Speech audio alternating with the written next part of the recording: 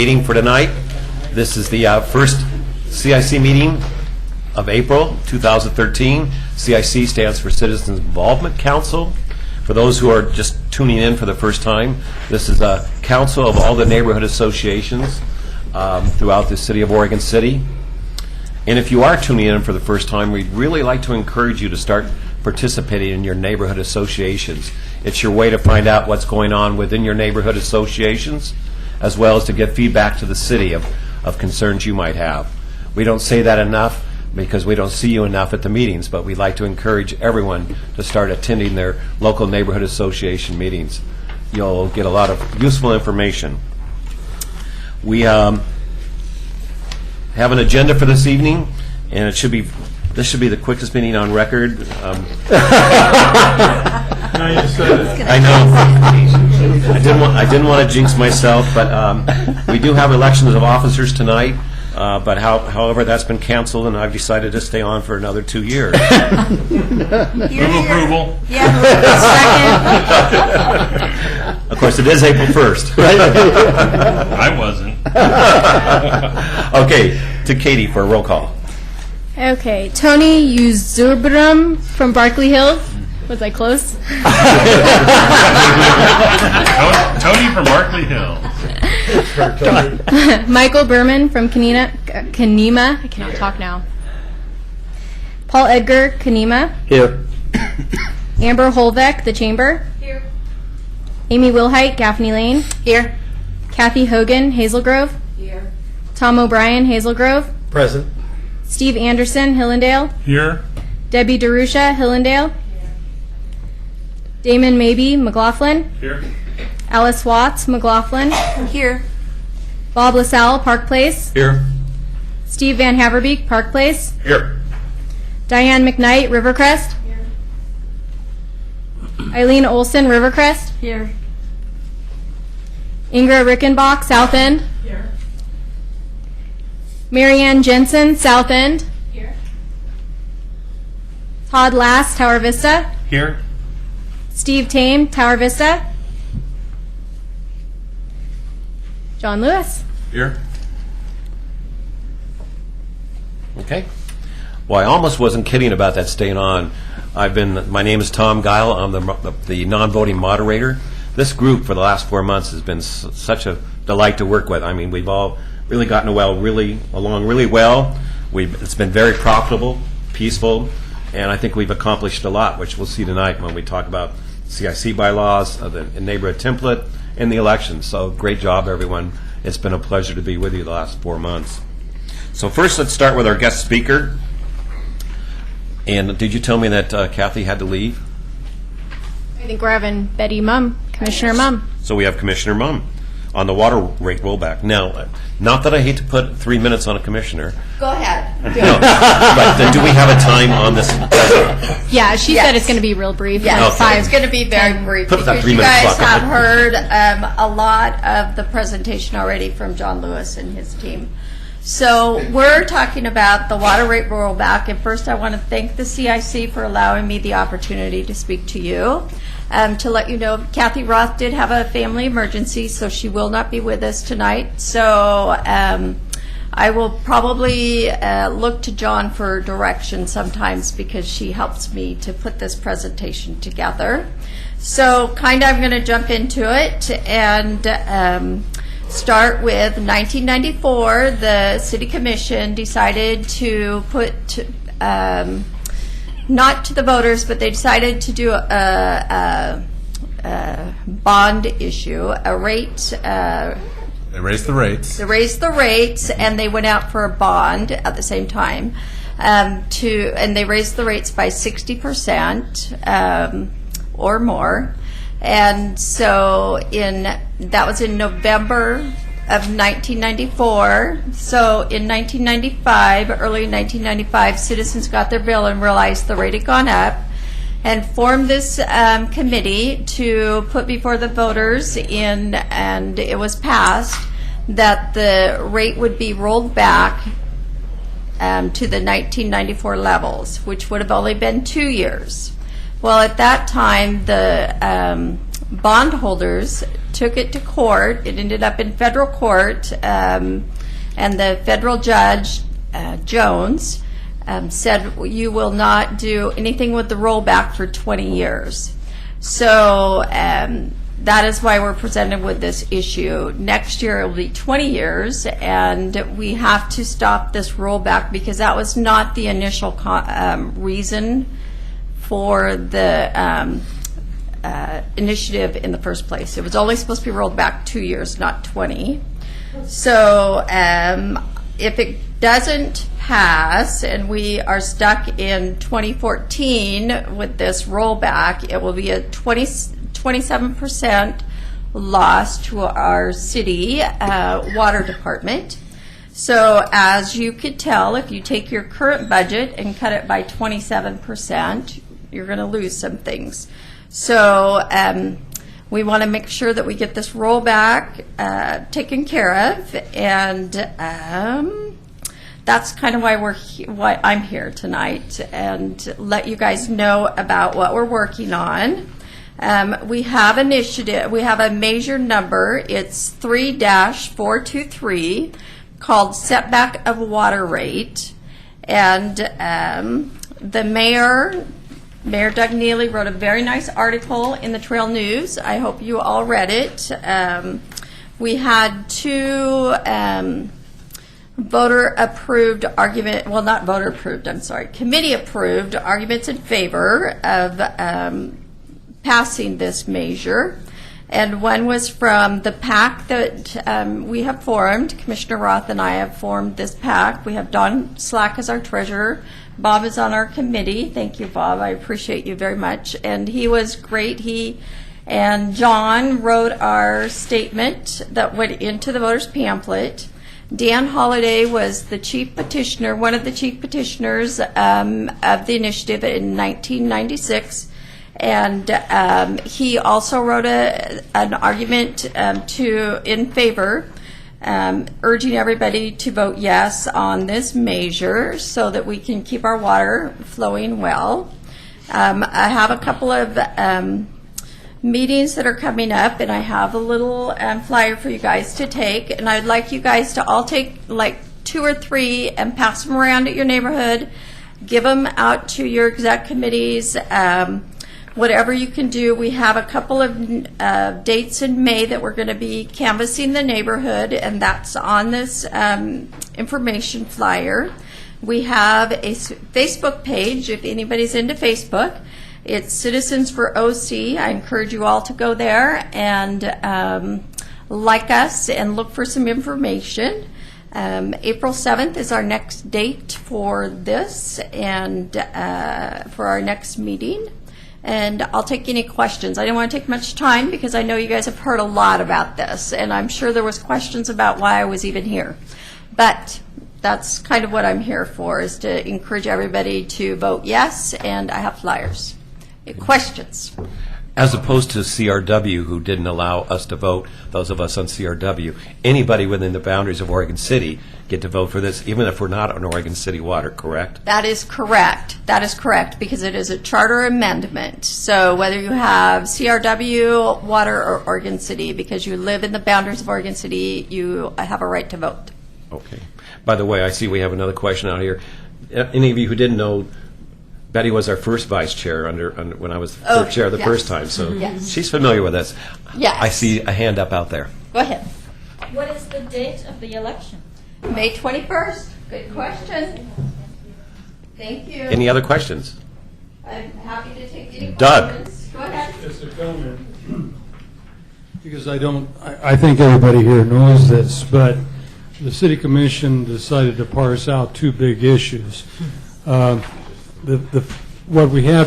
you have before there in May is to retain a 3% but not have the rollback.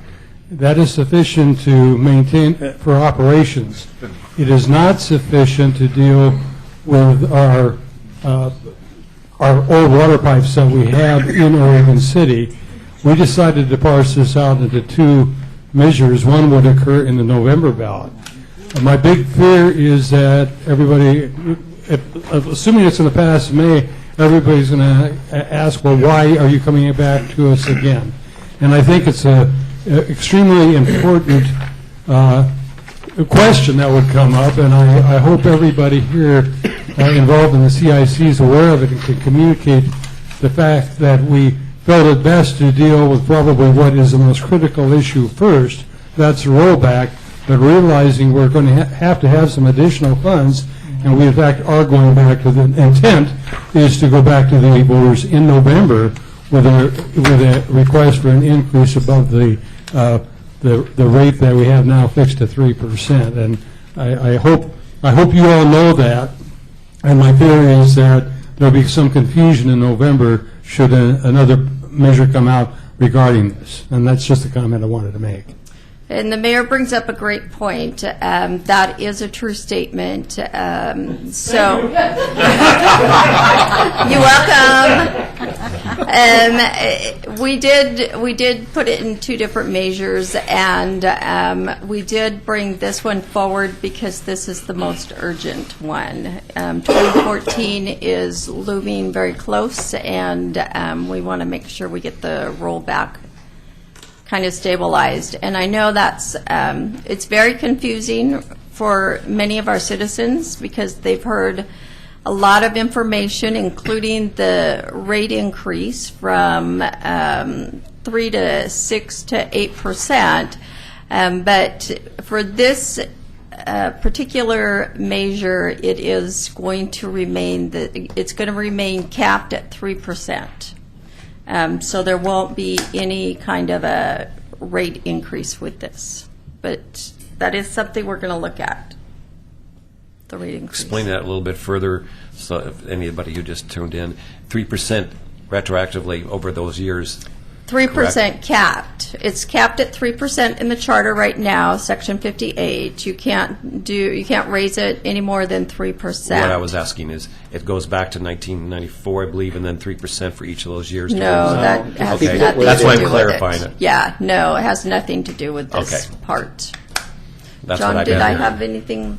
No, I think it's just, I think the reason why we went to this one measure was because people were getting confused about Yes. rates and rate increases and whether that was the right thing to do or not. So we've got a lot of support with the rollback issue, and we've heard very few people say that was not the right direction to go. So this measure on May 21st, is about changing the charter to no rollback.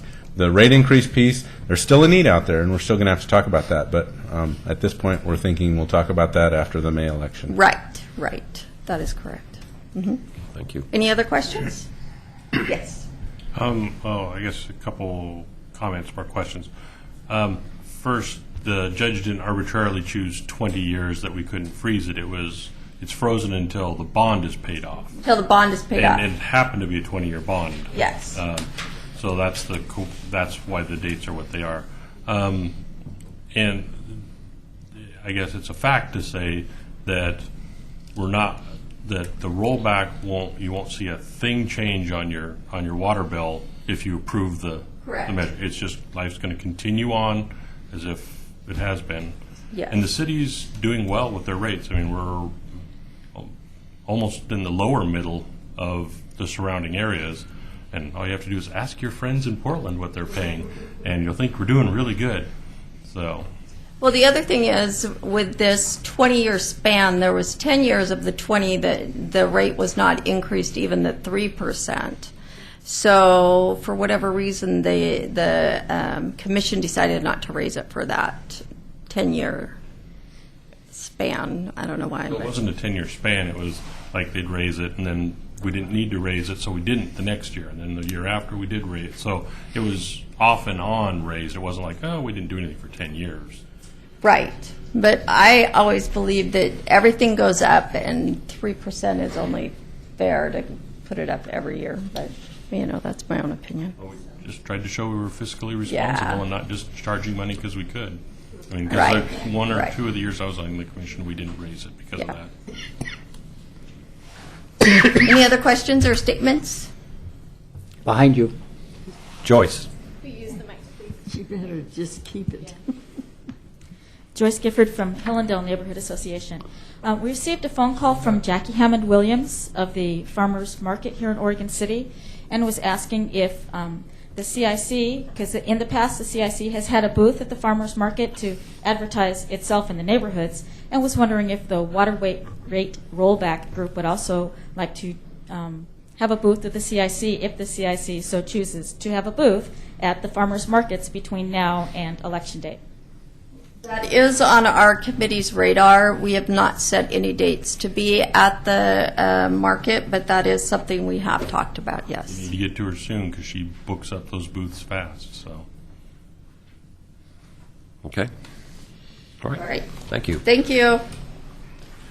One thing we forgot to do after rollback, after roll call, was announce who also is out in the audience. So we should probably introduce who is out there also.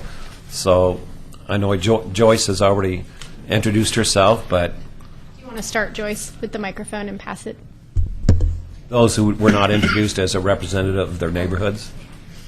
Joyce Gifford, guest of Hillendale neighborhood. I'm Brian Boyce. I'm chair of the Natural Resources Committee here at the city, active in the Clackamas River Basin Council, and also active in the potential Two Rivers Neighborhood Okay. Association. I'm Margie Hughes, and I'm helping him with Two Rivers. I'm on the South End Concept Plan Committee, and I live in Oregon City. Doug Neely of NET. I'm in the McLaughlin Neighborhood Association, also mayor of Oregon City. There's the staff. You introduce yourself? Not yet. Okay, very good. Tony Conkle, I'm the Community Development Director for Oregon City. And last is Martin over here. I'm Martin Montalvo. I'm the new operations manager for Public Works Department. So And I'm pleasure sure being he'll here. be introduced later, right, by John? Okay. We also have another drop-in guest speaker. So that would be, I guess, 2B, and that would be Tony Conkle would like a few moments. And right before Tony comes up, I just wanted, going with what Tony's going to be speaking to you about, I sent an email to all of the CIC representatives with a letter that was addressed to the CIC from Mayor Neely, giving you an update on the Willamette Falls Legacy project. I just want to make sure that everybody did receive that email. So I apologize.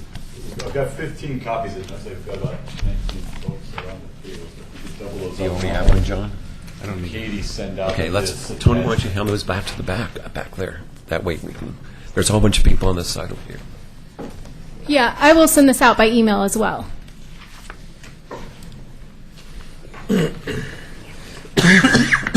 Thank you for allowing me to walk on tonight to present the Willamette Falls Legacy Project. So many of you have probably seen in the paper or some of the updates that we've given our city commission on the status of the Blue Heron property. In February of 2011, as everyone in here knows, the mill did close. 175 jobs were lost from that property. And industrial use has been on that site for over 150 years. It was an important part of our community, of Clackamas County, the region, the state. After the property went bankrupt, it was taken over by a bankruptcy trustee to manage the site. And he was initially going to auction off individual pieces, equipment from the property. The company came in called NRI and purchased the entire salvage and materials from that site. And they're going to be out there probably until August or October of this year. And they essentially have the ability to take out and salvage and scrap equipment, infrastructure, pipes, copper, aluminum, take anything out of that site that they can. Right now, the contract is to leave buildings up. That's certainly at the discretion of the bankruptcy trustee and the bankruptcy court how they function there. So over the summer, about 4 or 5 months after the property went bankrupt, we started working with Metro and Clackamas County as well to look at what the options were on that property and how we could move forward on that property. And over the summer, we did quite a bit of due diligence work under property acquisition potential for the property. So we were looking at trying to figure out what are the costs to take down the property, what are the liabilities associated with the property, what are the holding costs associated with that property.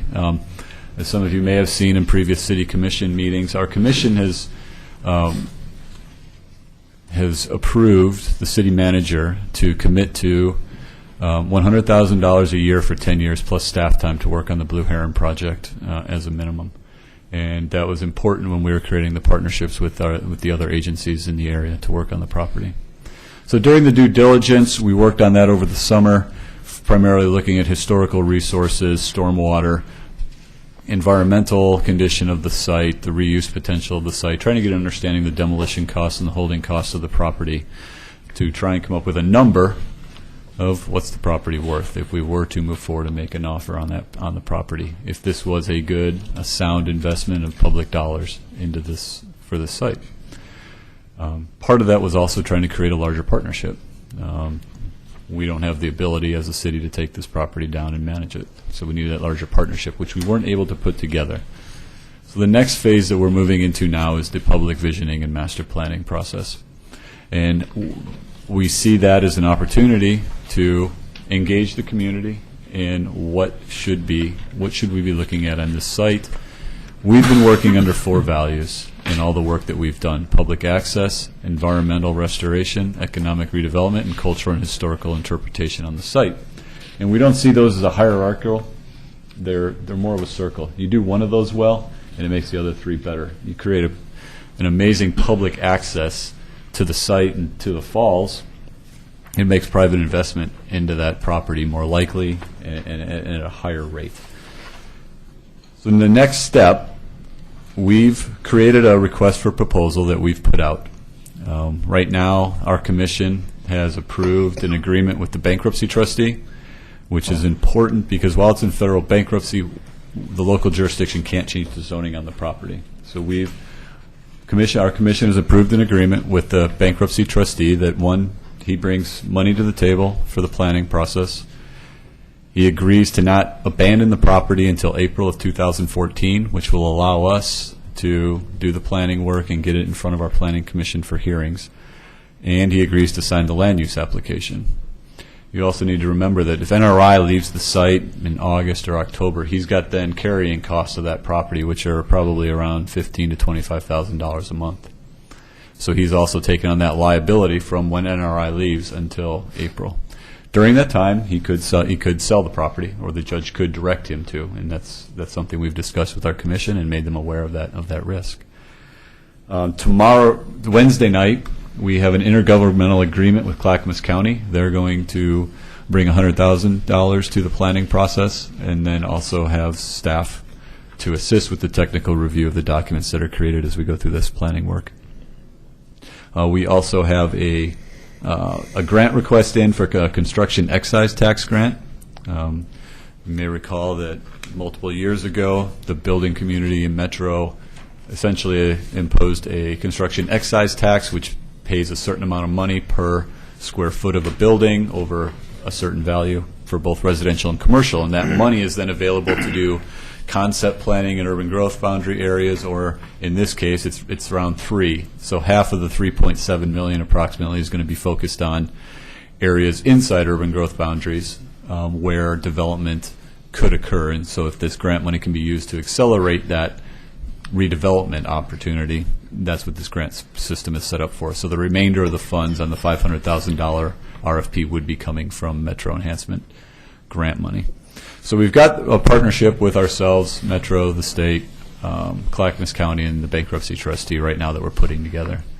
And as I stated, we did release a request for proposal to do the public engagement, visioning, the master planning, and the rezoning process. We released that on March 7th. The proposals are due back on April 15th. So what I am requesting tonight is if there would be a member from the CIC who'd be willing to sit on the interview process for the consultant selection. Need to be clear that it's going to be probably anywhere from a 10 to 12 hour commitment to review the written submittals. Those need to be submitted on time. If they're not submitted, we're not letting folks sit on the interview process because they are an important part in trying to narrow down the selection. So essentially, between April 16th and April 24th, there would be that time commitment to review the written submittals and score them and get those back to us on the 24th.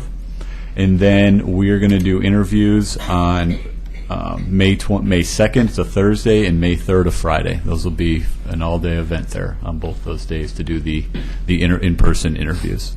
So we are looking for a representative from the CIC to sit on this. For any particular skill sets that someone needs to review those, Tony? Well, preferably it'd be good if there was some experience in looking at RFPs, but we have technical expertise as part of the RFP review process as well, so it's not a prerequisite. I think we're comfortable with just folks who are willing to commit the time and the energy to be committed. It's going to be spelled out how we score it, what the criteria are. So we'll be able to work through that, and then during the interview process as well. You're just looking for that feedback. Correct. Mm-hmm. Do we have some volunteers? And so I guess I'd just like to wrap up with, what I've given you is just a packet that we hand out. We've done quite a bit of outreach to both local, state, and federal legislators, EPA, and other agencies, and there's a lot to tell on this property. I could do a whole night of probably presentations and answering your questions on this. So tonight I'm just mainly focusing on the RFP. But to give you some of the background, so what that shows are some of the existing conditions on the site. We have a 2-page fact sheet in there that lays out what our next steps are, elaborates a little bit more on the 4 values that we've been working under, has some pictures of existing conditions on the site as well as along the river, and then we also have some historic photos in there through the ages of how that site's transformed, and they're just great pictures of the history on that site. So like I said, I think we'll make sure Katie gets that out to everybody so everybody can have a copy of that. If you do have trouble, just let us know and we can bring more down. Mr. Chair? Moderator, excuse me. I would like to thank Tony, thank you, and thank the mayor for making it possible to have citizen involvement in this process. I've called for that. I felt this was important. And so I just point blank, thank you. Problem. Our pleasure. Again, is this appropriate now to ask if we have... Certainly, yeah. Any questions or, if anything? Do we have someone who would like to serve on that? Or was that not just... I would. Okay, we have 2, Steve and so... I'd like to nominate Paul, if I could, do that, because he is in proximity. He's a Kenema resident, much of it is in the Kenema area, and he's quite familiar with it. Okay, I would presume then at this time that we may need to do nominations since we do have 2 and have a second. So do I hear a second for Paul? If I may, I just had a question for Tony. Tony, can you give us just a quick rundown of the other folks that will be serving on this selection team? That would be helpful. Certainly, yeah. So I talk a lot about our partners, and this truly is a partnership where we're in this equally, even though some have different expertise, have bigger pockets. So it is a true partnership that we're working with. And it's the only way that it's such a heavy lift, and we've gotten as far as we have as quickly as we have. So essentially from Metro, Clackamas County, the state of Oregon, Oregon City, and the trustee, we've given each of those jurisdictions 2 spots, as well as the trustee 2 spots on the interview committee. We've also been working with Portland General Electric for obvious reasons. They own the dam and the best view of the falls, so we need them as one of our partners. So they're at the table as well. We've had quite a lot of work with Port of Portland. They have quite a bit of expertise on dealing with waterfront industrial brownfields, both from the regulatory standpoint as well as the marketing standpoint. So we've had them on the site often. They've offered to provide that technical assistance, and we've taken them up on that. The Willamette Falls Heritage Area Coalition, a CIC member, a Main Street property owner, a planning commissioner, a preservation advocate who right now is from the Historic Preservation League of Oregon, has confirmed, as well as a Habitat or River advocate. So it's essentially an 18-person review committee. And the hours that you said we're putting in, was that And an actual meeting time, or is that including the reading of the documentation? That would just be the reading of the documentation, and then there's- it'll be 2 full days on Thursday and Friday of interviews Of interviews, so someone has to be available all day Thursday during and Friday. business hours, Okay. correct? All right. Yeah, it's a big ask, we realize, but there's quite a bit of interest in this, and we've got to work through them. So right now, we have one person has nominated one person. I didn't hear a second on it. I second that. Okay. Steve, you wish to proceed? So Does that answer any other somebody should follow-up? nominate Steve, and Steve would like to. Can I ask Tony a question on this? Okay, we're in the middle of nominations, but Right now, so is this going to be on the Oregon City web or the Clackamas County website for, like, the concept plan for input once it gets rolling even more, for more input? The public participation process, yes. I mean, I think we've come up with a kind of a different model, a newer model with South End and the transportation system plan, really utilizing the internet and other media. Yeah. But we're trying to. We realize some of the things that we're doing better, and how that can be incorporated into this. When the RFP comes together, part of that is an outreach specialist. So we're expecting them to bring back some ideas as well. So yes, what it's exactly going to look like, I do not know at this point. Thank you. oh, he's not on there. Do you want to speak? It's not on our agenda, so you couldn't push the button request to speak. So Steve goes next. May I make a motion? Sure. I'd like to nominate Steve Van Haverbeek for the position that's open. The volunteer position. Yeah. Do we hear a second? I'll second. Okay. Said that, Damon? All right. Katie, Is that it? I would just like to make a comment for the record, if you will. Yeah. You can come up to this mic next to Tony, and you don't have to use the. Just use the any mic. right here. Any mic is I've got good. this now. Okay. and she won't let it go. I like having my own. You can have your own. There you go. I was looking at the rundown of all the composition of the selection team, and I made, and of course, representing the Chamber of Commerce, that's kind of my mindset, is I didn't really see business represented beyond perhaps Main Street and PGE. I think that's about it. And initially, I wanted to say, well, let's hold the phone, folks. Don't you think the business should be involved as a component? However, as I look at 18 people on this selection team, that's that's even big for a board of directors. And to be going through that lengthy process, I think, warrants very careful selection. The piece that I want to make clear is that once the consultant is selected, the business community will be great guns working lockstep to make sure that this is done and done well and done with quality, and that it becomes a real economic engine for Oregon City and for our downtown area.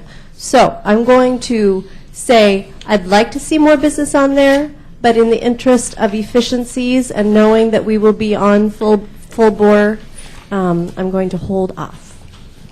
You make a good point, though, that it should be people that are knowledgeable, and I'm wondering if at this time, just before you all vote on who should be our CIC representative, if the two people who have been volunteered and nominated would like to at least tell their interest or what their qualifications might be, just to give us an idea of how your service you think would be good on that. Paul or Steve? Go for it. I'm Steve Van Haverbeek. Worked for 30 years in the IT area.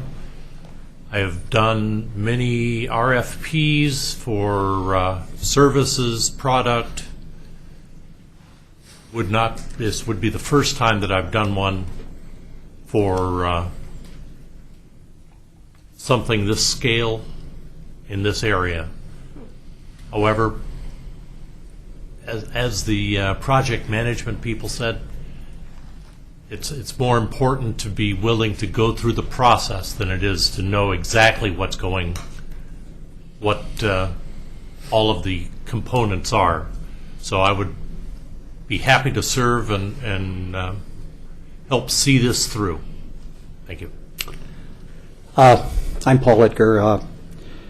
In the family, my wife's grandfather was one of the managers hired by Mr. Hawley and was responsible for significant amounts of effort. And this mill is passionately part of our family. And also as somebody who looks at, I too spent 45 years in the IT world, owning companies as a senior analyst and starting companies. And I bring a secondary passion, which is historic preservation and the idea of understanding the history of the site, why the site's important, and the hope and dream as a business person that we create real economics out of it that creates jobs. So I'm a very jobs-oriented person. So matching jobs and good environmental stewardship of historic site, and just straight passion. I'll work my best to be responsible to the city and the citizens. That's all I can say. Okay. Katie, how do you want to handle this? Call each person and say which one they prefer? Yeah. At this point, we only have two. We have Paul, obviously you just heard from him, Paul Edgar and Steve Van Haverbeek. So if I just call your name, if you could just tell me if you're voting for Paul Edgar or Steve Van Haverbeek. So I'm just going to go down the roll call. Tony from Berkeley Hills. Michael Berman. Paul. Paul Edgar. Paul. Amber Holbeck. Paul Edgar. Amy Wilhite. Can you come back to me first? Sure. Okay. Kathy Hogan. Paul. Tom O'Brien. Paul. Steve Anderson. Steve. Debbie DeRusha. Steve. Damon Mabey. Steve. Alice Watts.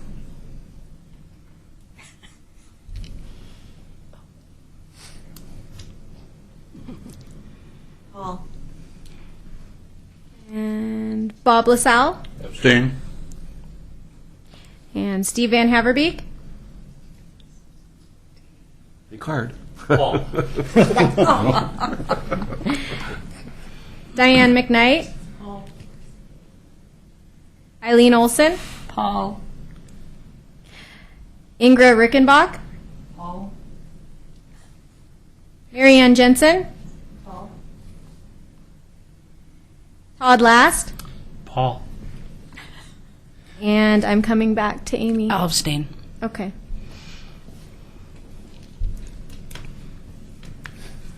Thank you. I guess anybody else has any questions?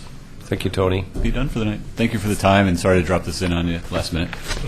It's good to see you. Thank you for reaching out. We'll take So where we see you. It's Paul.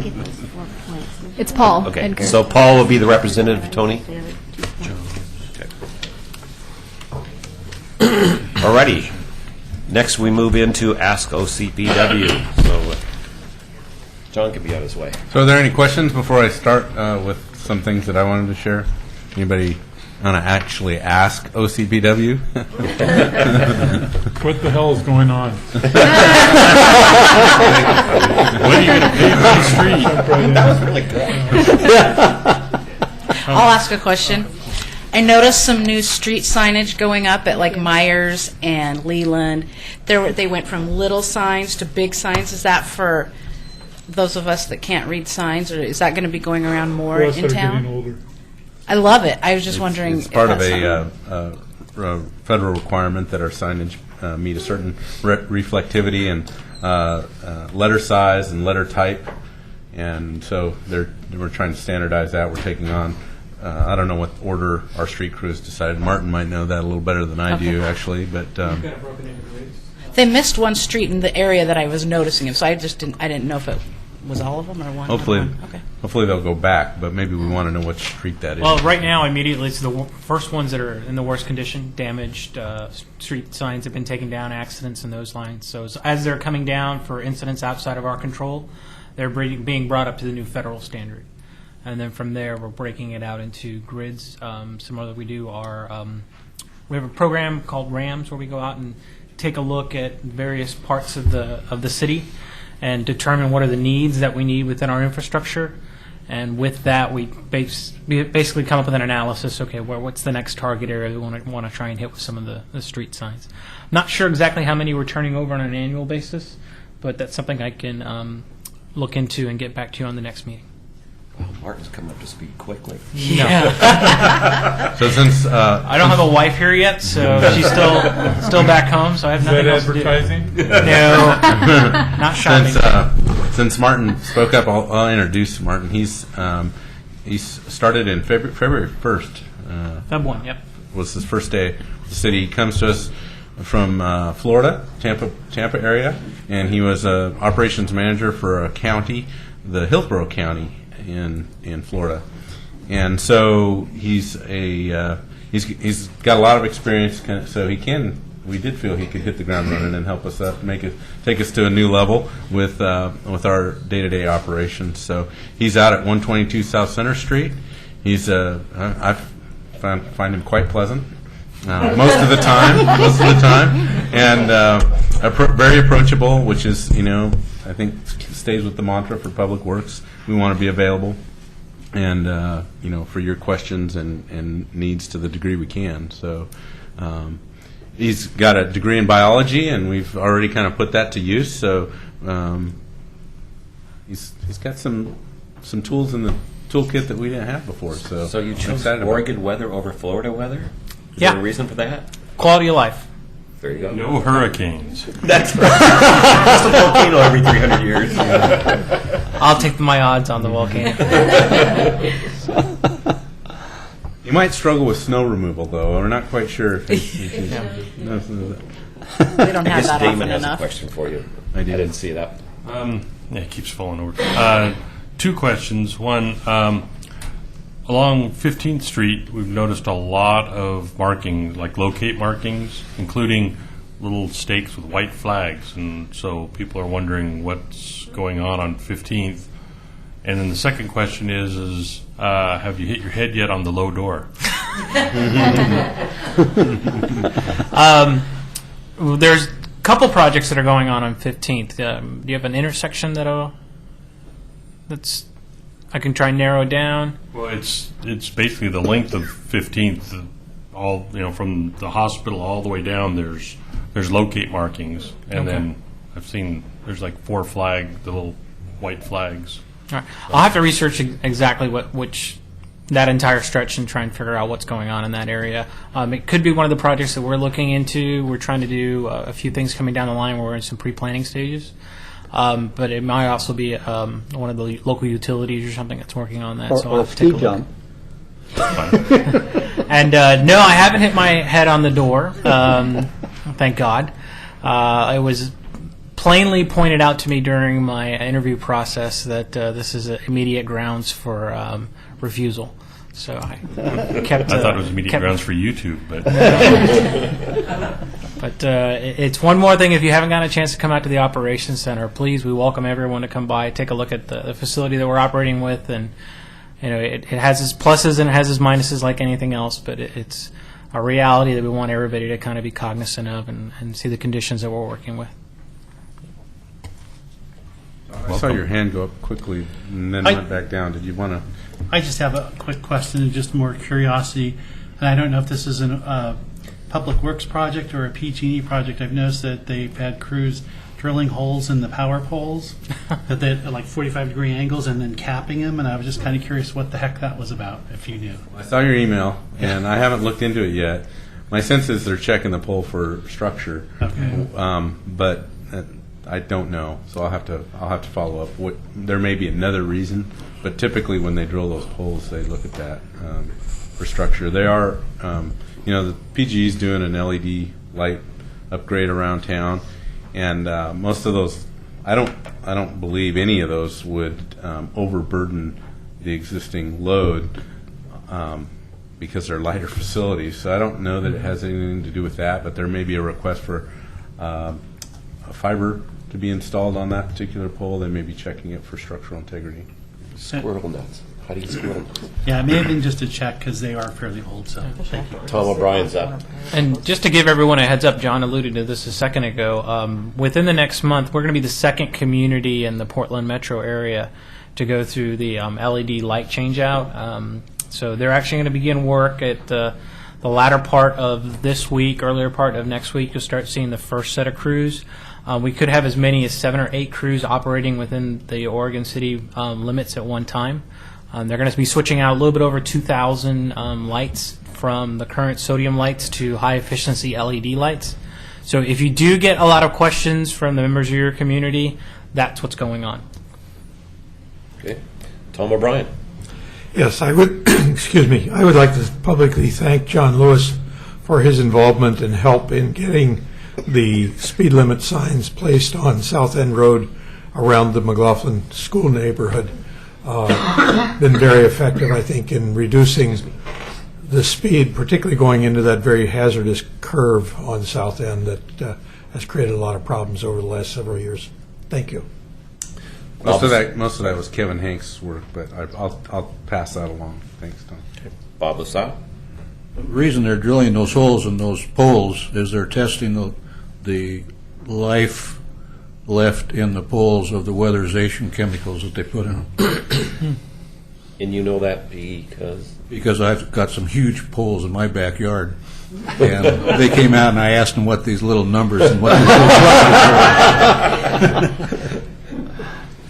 All right. Paul. Hey, John, I talked to the PGE people about the LED lights going out, and they push you over to their website and say, look at the justification. So I do look at the justification and say, wow, why shouldn't we be doing more of that in Oregon City? If it pays off and they've got the formula down right, and I think they do, we should be trying to look at it. And I've been going to LED lights in every place I can, and it's maybe something the city should be looking at. Just a point of comment. If it saves money. Yeah, I would say that PGE is doing only the Cobra Head style lighting, right? So for the most part, PGE owns all the Cobra Head style lights in town. The city doesn't. City owns several of the Acorn style lights, and any of the new. So you guys know the difference between Cobra Head is the one that looks like a Cobra Head and shines down. The Acorn is the one that is kind of a globe, right? The older style. And so we have changed our standard for new installation of Acorn lights. So on Main Street, if you've been down Main Street, you've noticed that those are LED lights. If you have seen some of our lights like that might be along Washington Street or some of those older ones that were installed, while there's conversion kits, they're pretty expensive, and PGE is like us also evaluating what styles might retrofit, because they also have Acorn lights. So like up along Holcomb, those are all PGE Acorn style street lights. So the solution, there are solutions for Acorns, but they're not as readily available at a cost effective rate as what PG has for the Cobra style lights. So I think we're going to continue to look at those, and any new installations, Paul, will be LED. Piggybacking on that, if there's a light on that's on day and night, one of the street lights, do we contact the city or PGE? Well, I would suggest you start with PGE. We take those calls too, but we log into their website and just list it on their website. Amber. Thank you. She's got her own mic. Until the next time. Okay. I was halfway tempted to hold this until the roundtable time, but I thought maybe this would be an appropriate time to bring this up. Is it code enforcement or public works that repaints curb markings, like blues for handicap, or yellow, don't park, or green, like, I understand there's a green permit zone. So the code enforcement we've worked with over the years in the downtown area where there's parking issues, so we usually acquire the paint, provide it for them, and they use their resources to do that. More of the yellow paint curbs, for one, we try and eliminate those and install a sign instead, so that painting those curbs is time consuming, even though we use seasonals usually to do that. So we try to reduce the amount of yellow curb around town, but when that's required, or red for fire or emergency services, but when those areas need to be painted, that's Public Works. Okay. That brings up my next comment is I actually took a call at the chamber office today from a business owner and mom from Canby. She brought her kids over during spring break Wednesday afternoon, and apparently she was in a green zone like halfway in between the two signs, and the paint had faded to mark the spaces that were enclosed within that gap. She ended up with a $75 ticket, more than what it costs to, and I know you don't control this, okay, so just, I'm sharing that, more than if she had parked at a handicap parking space. Is there something we can do to make sure that we're getting those things freshened up? Because the more we do that, it just churns the acid in my stomach knowing that people are saying, I don't want to go to downtown Oregon City anymore. Well, I think, a conversation with code enforcement would help. Maybe there's some, solutions there. As someone who just got a $50 parking ticket in Portland, I know the feeling, so I'm understanding that. But, it's seasonal work usually. We do it in the summertime. Could we volunteer? No, there is. Speaking of volunteering, we've got the Oregon City Cleanup Day coming. Doug, can you remember the date? 20th. Okay. He's trying to change the subject real quick. But yes, maybe there's a volunteer project there waiting to happen. Okay, thank you. Maybe you could create one. Yeah. Mike Berman. I can agree with you on the parking, on a lot of that down there with the striping and whatnot. With the LED lights, we got them on Main Street, and they are brighter. Is there a standardization? I know the evolution of LEDs seems to be moving along very fast. Is there a standardization of the Kelvin temperatures coming out of the light as far as, I think we're maybe at 4,700 on Main Street, which is the warmth to the cold. They border on almost a little bit stark. They are nicer. It is brighter, and it kind of lightens up Main Street. But in residential areas, is there a standardization? Do you know so far? Is PGE? Do you know what? Well, PGE is doing a 1-for-1 replacement. They're not reevaluating the lighting standard to see if it, to try and measure their actual standard. But if it were a new subdivision, so our new subdivisions go through a standard of lighting intensity, and that's something that PGE we rely on PGE to evaluate. But the current ones are not. They're not necessarily. They're not going through that process for the current ones. They're just replacing them 1-for-1. And then is there a difference in the uplight as far as light that isn't on streets but is just lost up into the sky, into the noise light pollution zone, I guess? With the LED lights, there's less light spillage than you have with the traditional sodium lights. And in terms of the number of lumens, the output, the direct light downput that you get on the street, we did ask PGE when we met with them in regards to what's the difference in light output and number of lumens. That's something that they were researching and getting back to us on. Nice. Cool. Thanks. I guess I'm next. I have a question on Oops, sorry. the LED lights. Oh. No, go ahead. Okay. They're hazardous waste from the mercury that's in them? No, LEDs. LEDs. The curly ones? Yeah. Okay, so they aren't. So the curly ones that they all want us to use now too are. So these are not hazardous waste. So Okay, I was just You're thinking wondering. of the residential high-efficiency fluorescents. Yeah, the flow. Those are the ones that have mercury. Yeah. And they're eliminating that to whatever degree is possible right now, even with those. But the LED lights do not contain any of the hazardous materials. Good, thank you. And I have a quick question for you on behalf of, excuse me, our HOA. We were wondering, Winston Drive is a short drive, a quarter of a block approximately, just to go into a greater area of about 100 homes. And we've noticed more recently as homes weren't able to sell that people were leasing them out. And there's been an influx of abandoned cars or just cars that are parked on there, making it almost a slalom course to get through. And several people have reported it to code enforcement. But people ask, if you've got a short street there that seems to be narrow and it's an inlet outlet for a bigger area, what's the process to ask about no parking on certain sides of streets in a residential area? Do they allow that in the city? We typically avoid that. If it's specific to abandoned cars, then I think the quickest way to deal with that would be code enforcement. Well, apparently they weren't abandoned because now they're in the driveways. Before they were out, and they've been parked there for some of them up to a month, just sitting there. And so code enforcement finally came out and put notes on them after chalking the tires, and they've been moved off, but now they move the cars that were in there back up to the street.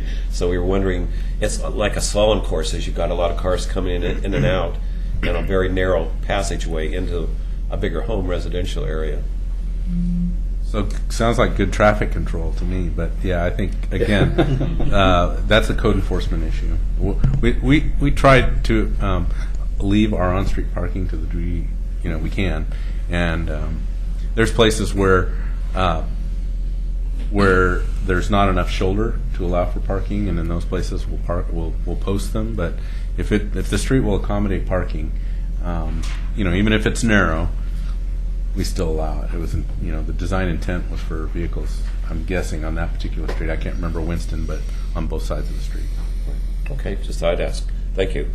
Any other questions for John? Then I think you probably have a presentation. Well, I don't have much. I just want to go over some other things. You covered the PGE streetlights, so I'm not going to talk any more about that. Been working through our slash and burn budget, and so we've made our way through that, and we're going to be able to. It's a 2-year budget, so there's been a lot of effort on that. Public Works carries a fair number of budgets, so working with Martin and operations supervisors and our capital improvements team, and so you'll see that soon. I know there's budget committee meetings coming up. I've forgotten the date on those, but that's coming forward.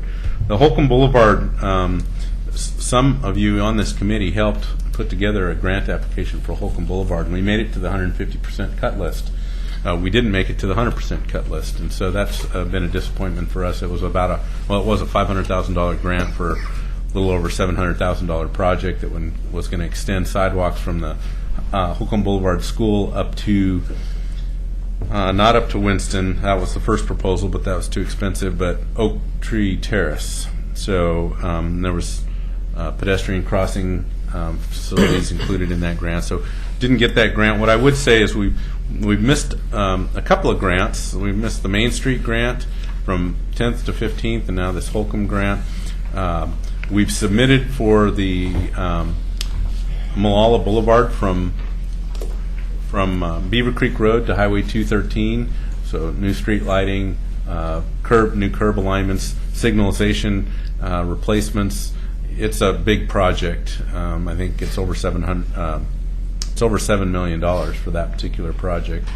And the competition for these funds is every grant that we haven't gotten, we're learning things about the competition, and all the projects that I've seen that have been selected over Oregon City's projects have been good projects. So the real challenge is there's so much need out there across the county, across the region, really, and not enough funding. And that the fund managers or the grant managers that we've talked to don't paint a very pretty picture about how much more funding is going to be available in the future. So it's going to be competitive. We're going to continue to strive. We feel like we've got between the Holcomb project and Molalla project and the Main Street project, and there's another much bigger project, Redland Road project at 213. We've got grant submittal materials kind of ready to go and in the queue for those projects should they arise. We don't necessarily have them shovel ready. Redland Road at 213 is about the only shovel ready project that we have. But it's just transportation funding, and not really all utility funding is just not what it used to be. So we'll keep trying on that, and hopefully we'll find some other funding mechanism to make those happen. Are the questions that are up here regarding this issue right here? Or Yes. They hold. Damon, is yours regarding this? Okay, Damon has a question for you. You said you're putting in a proposal for Beaver Creek from Molalla to 213, or? Did I say that? I meant Molalla from Beaver Creek to 213. Okay, so it's that side of the triangle, not the, okay, thanks. Sorry if I misspoke there. My question is, where is the original source of this funding that is being brought in to pay for these grants? Where does this money? It's always good to know where the money comes from. It's federal funding. This is taxpayers, really. Yeah. No, but is this coming? Is this what is it? TIP funds? Yes. Or MAP? MTIP, but all those are federal funds at the state. These are all federal. Yeah, state or metro will administer the grants, but they're for the lion's share of that is federal funding. Okay. So, talked about Molalla Avenue.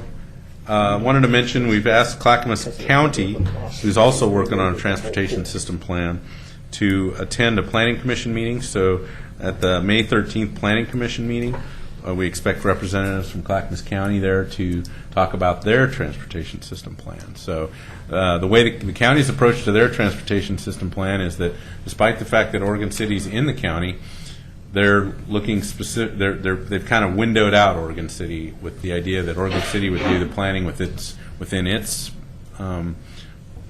limits, and the county, for the most part, doesn't. And their planning area is looking outside the city. So most of us use county roads all the time. So I think there should be an interest by citizens of Oregon City, and I encourage you to go on their website. They've got reams and reams of paper when it comes to these various sections of their TSP that, it's too hard to distribute all that information. If you're interested, the best way to get there is to, look at their website, find out their meetings, go to their meetings, or if nothing else, wait until they come to our meeting, which is, again, May 13th for the Planning Commission. So just pass that little piece of information along. So, John, they're not coming, like I know our hearing process, we've been going through work sessions on our transportation plan, and our hearing's May 7th, and possibly 2 weeks later than that. So why are they coming in so much later? Are we doing these things in parallel with each other, where they're behind the city, but they're moving they're moving along well. And they've had a variety of. They're not in what we could call the legislative process, where we're moving through Planning Commission and then City Commission. They're not at that point yet. They're still they're several months behind us in terms of adoption of their document. Do they make that presentation not just to the Planning Commission, but also to the City Commission? They don't have plans for that. I'm not saying that they won't, but we specifically got a request from the Planning Commission and asked them to attend that meeting. So that's why they're coming to that meeting. Are you going to address for the public that's watching the April 7th Planning Commission meeting, that it's a hearing for transportation plan? I could. Would you please? So I hope your dates are right, because I don't remember. The next planning, April 7th meeting. That's a Sunday. Yeah, April 8th. April 8th. Okay. That's bowling.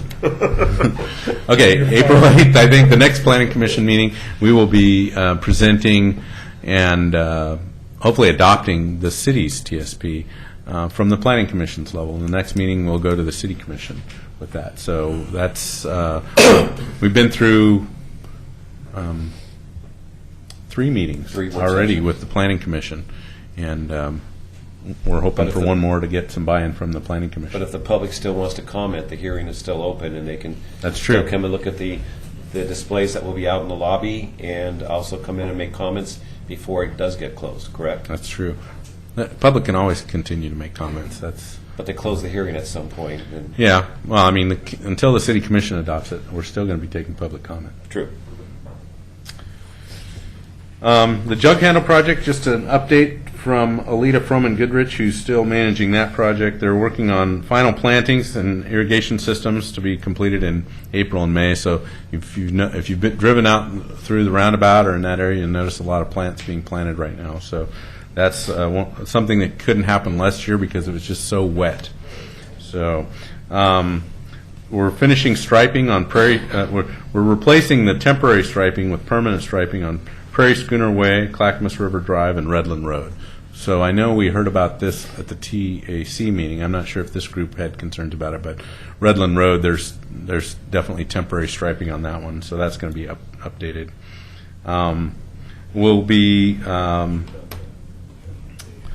There's also a little bit of striping on Washington Street yet to be completed. We got to do some pavement repairs in some areas that we weren't happy with along Clackamas River Drive and near the roundabout there. And then the Highway 213 median barrier, that there's going to be making some changes in there, and eventually that'll be painted. And I don't know if you noticed, but there's a lot of notches along that barrier, and that'll all be smoothed out. So those are finishing touches to the jug handle project. And the McLaughlin Boulevard Enhancement Project Phase 2, which is McLaughlin Boulevard from Clackamas River Bridge to Dunes Drive. They're planning to have an open house in April. I think the next advisory group I heard was May 6th. The May 6th meeting is coming up, so you've got some time on that. But really, at those meetings, the consultant will be submitting 60% design drawings for consideration and comment. And we're also still working with those college students on the design work, so they're bringing in some of the elements that you saw in some of the kind of the charrette presentations that we had. We have a few questions for you. Okay. From Tom O'Brien first. Yes, I don't have a question so much as I have a comment going back to the Planning Commission meeting of April 8th, and my comment is directed to the audience at home. It is difficult to come that evening and look at the poster boards because the maps and the information given is so tiny that you're not really going to be able to determine how it affects your neighborhood. I would suggest that you go on to the city's website if you have an interest in what the plans are for your neighborhood between now and 2035 and drill down to a very tight map so you can see what is being proposed in terms of roadway construction, paths for bikes and walking, improvements, etc. It's the only way you're really going to know what's in this plan that's going to be approved. And if you have any thoughts or concerns on how things might be improved more, then get to the Planning Commission and to the Public Works and give your thoughts on that. I noticed in our neighborhood, for example, that we have two paths that are currently existing and walkway areas, and they are not connected even though they could or should be through a city park. They're disconnected, and it would take a very minor tweak to the plan to include a pathway between those two paths connecting them. So just look at what's apparent to your neighborhood and give that input to help the city do a better job of what they're trying to do. And what Tom says is true. It's from north to south of Oregon City, so it's all over Oregon City, so you should be really aware of what's going on and look at the website first. It helps. Okay, Steve. On the jug handle, is there any plans to go forward with the Phase 2 development? There was some widening of 213 south of Redland. Right. Right.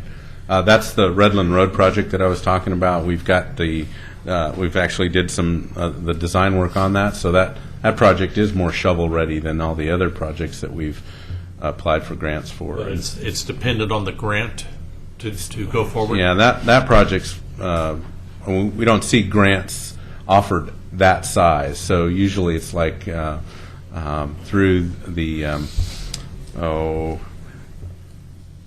it's usually federally funded, and it's identified through the regional transportation plan, just like the jug handle project was.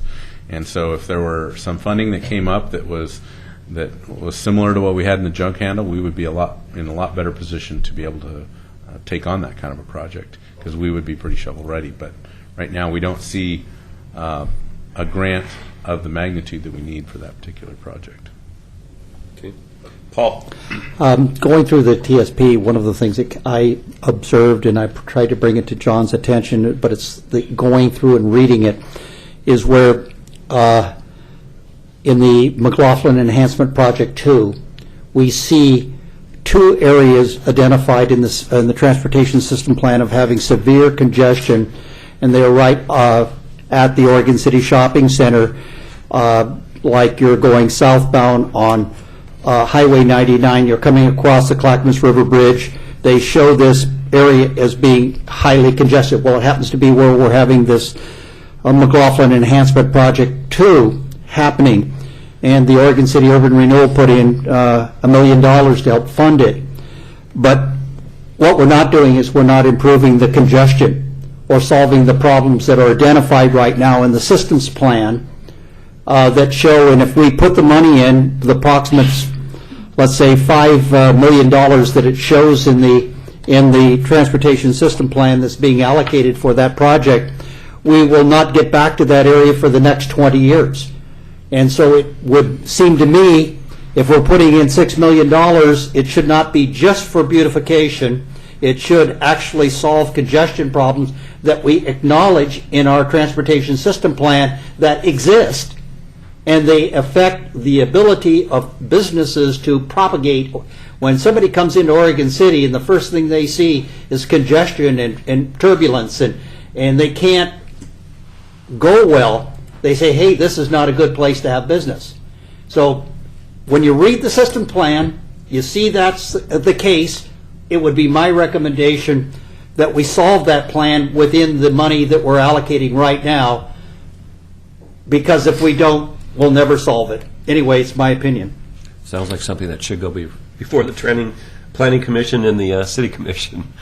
That comment. So, well, one thing I heard a couple numbers, 5 and 6 million on beautification. I don't know of a project in the city that's ever come even close to that. So the projects that you're talking about, I think, is for the total project budget, right, Paul? Well, the total project budget, yes. Right. That's, okay, so just to make that clarification, the bottleneck on 99E, and we don't need to get into this too deep, is definitely the 205 interchange. That's the problem you're talking about, right?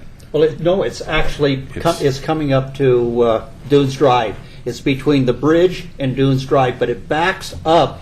It's because the lane assignments and the cars backing up to the 205 intersections. That's the bottleneck. That's the bottleneck. Through all so the the way bottleneck through Dunes Drive. is the interchange, and I agree. But what we're seeing with all our major interchanges like that is that we can't throw enough money at those projects to provide the solution. So what we're looking at across the region is standards that allow for more congestion. And that's controversial, I get it. But we're talking a magnitude. If you think our funding is challenged now, you try to fund projects that will clear out those bottlenecks so that they can get to the next bottleneck. It's kind of like this vicious cycle that we're following. And I think everybody across the region is looking at ways to deal with that, and the way to deal with that is we're just going to have to learn to live with more congestion. So, John, just a comment along those lines. I don't know that accepting a lesser standard is the answer, and I point to I-5 and 217 interchange, which was probably the worst in the state until it was reworked. Now it is marvelous. I lived in that neighborhood at the time that it was bad, and believe me, it was the worst in the state. We're getting to that point, and I think we need to have the state look at other alternatives for that intersection. it is in the TSP, by the way. That's the other thing. I see a hand up. Doug's name's up. Yes, Doug. Thank you for recognizing people in the audience in this questioning, but I just wanted to make a point.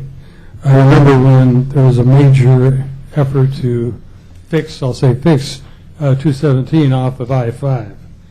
And it sent a semi-covert relief over. It worked wonderfully, and it becomes congested right away.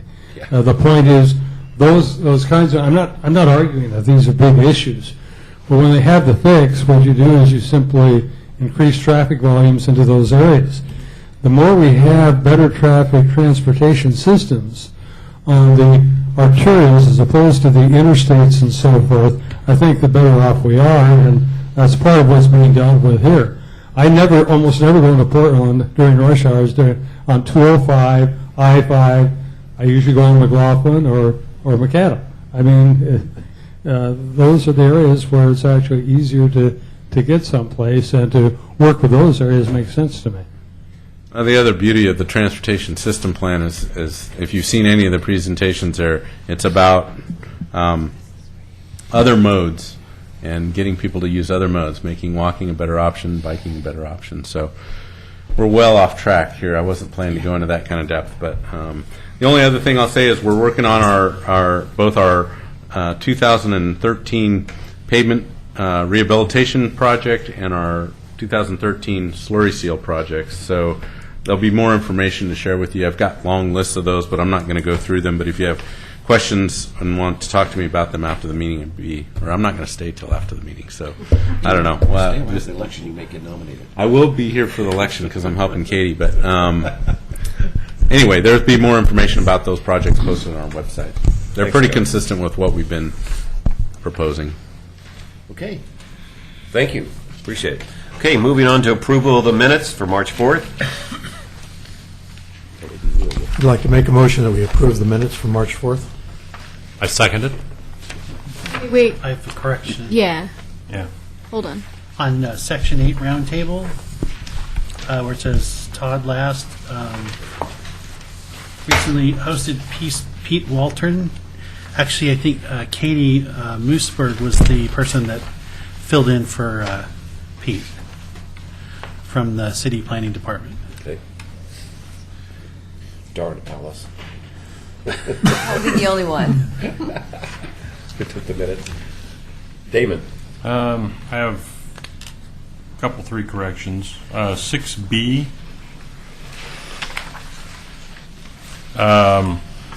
It would be Damon may present the slate of candidates from the nominating committee, not for the nominating committee.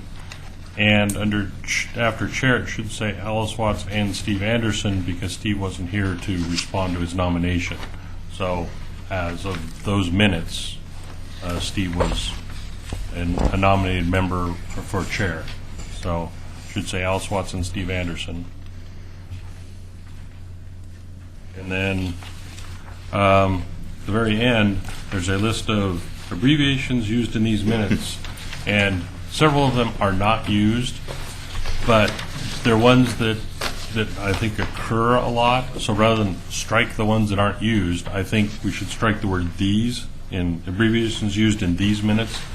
So it says abbreviations used in minutes, and then we can just keep adding abbreviations as we use them, and we don't have to worry about, oh, this one wasn't used here, but it was. And so my recommendation is to strike the word "these" from abbreviations used in these minutes, and just let them continue. So. Any other changes? So we had a motion made. Does that motion still stand, even though we've made some changes? I revised the motion to accept the recommended changes.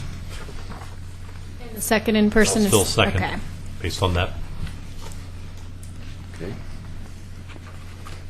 We want to do a... Yep, I'm going to do roll call. So, Tony, do you approve the minutes as corrected tonight? Yes. And Michael Berman? Yes. Paul Edgar? Yes.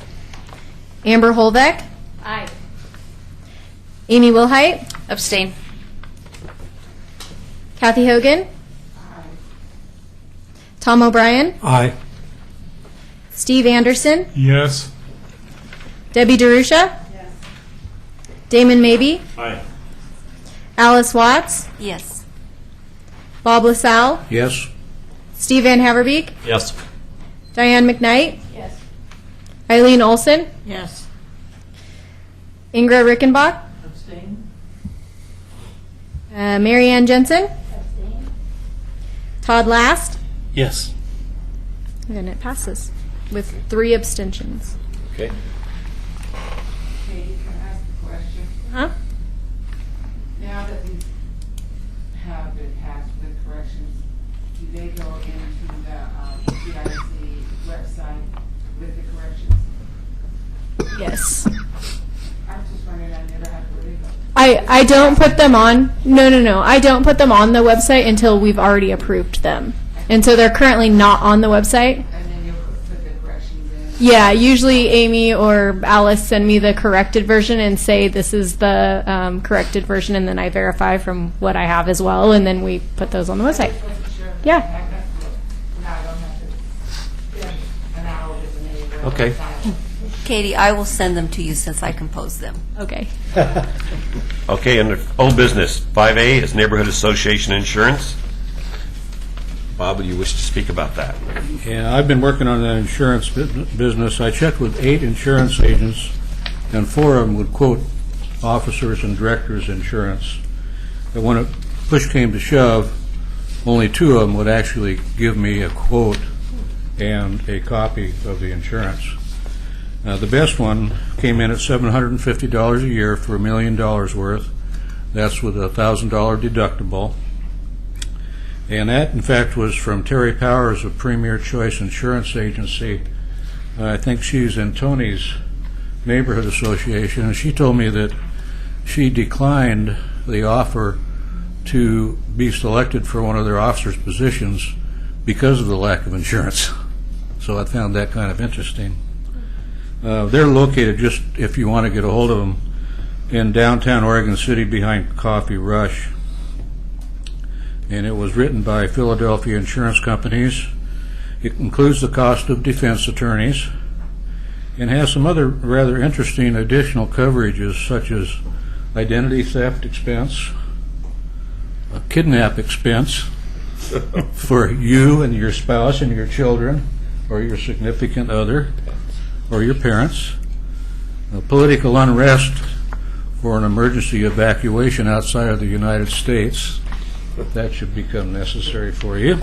Fundraising event blackout, the loss of electricity in that event. So, kind of interesting little coverages there that I never knew even would be considered. Does it cover somebody tripping and falling? That's kind of what we're looking for. That would be an additional about $500. So what I thought the logical thing to do would be to try to get the officers and directors first and then follow up with the accident insurance. However, we have a bit of a problem. I found that the city in their forthcoming budget has only allocated $5,000 for this, and it's a 2-year budget, so it doesn't come anywhere close to helping us with that insurance cost. What I need to do tonight is to have a roster indication of which neighborhood associations would have an interest in taking part in this. And then I can go to the city council, and I don't know if it's too late to adjust their financing or not, or their budget. The budget hasn't been passed by anybody yet. Okay, so there's still a chance we could get some more money into that. However, tonight's indication would allow me to go to the city and say, these are the neighborhoods that want to take part in this. Beyond that, then you would have to go to your neighborhood associations and take a vote of the neighborhood to find out if they would approve the purchase of this insurance for your neighborhoods, because you're actually spending their money. Well, that would be the money that the city would reimburse us for. That's what I'm going for, is to try to get the money put into the budget that the city would be able to reimburse us for this cost.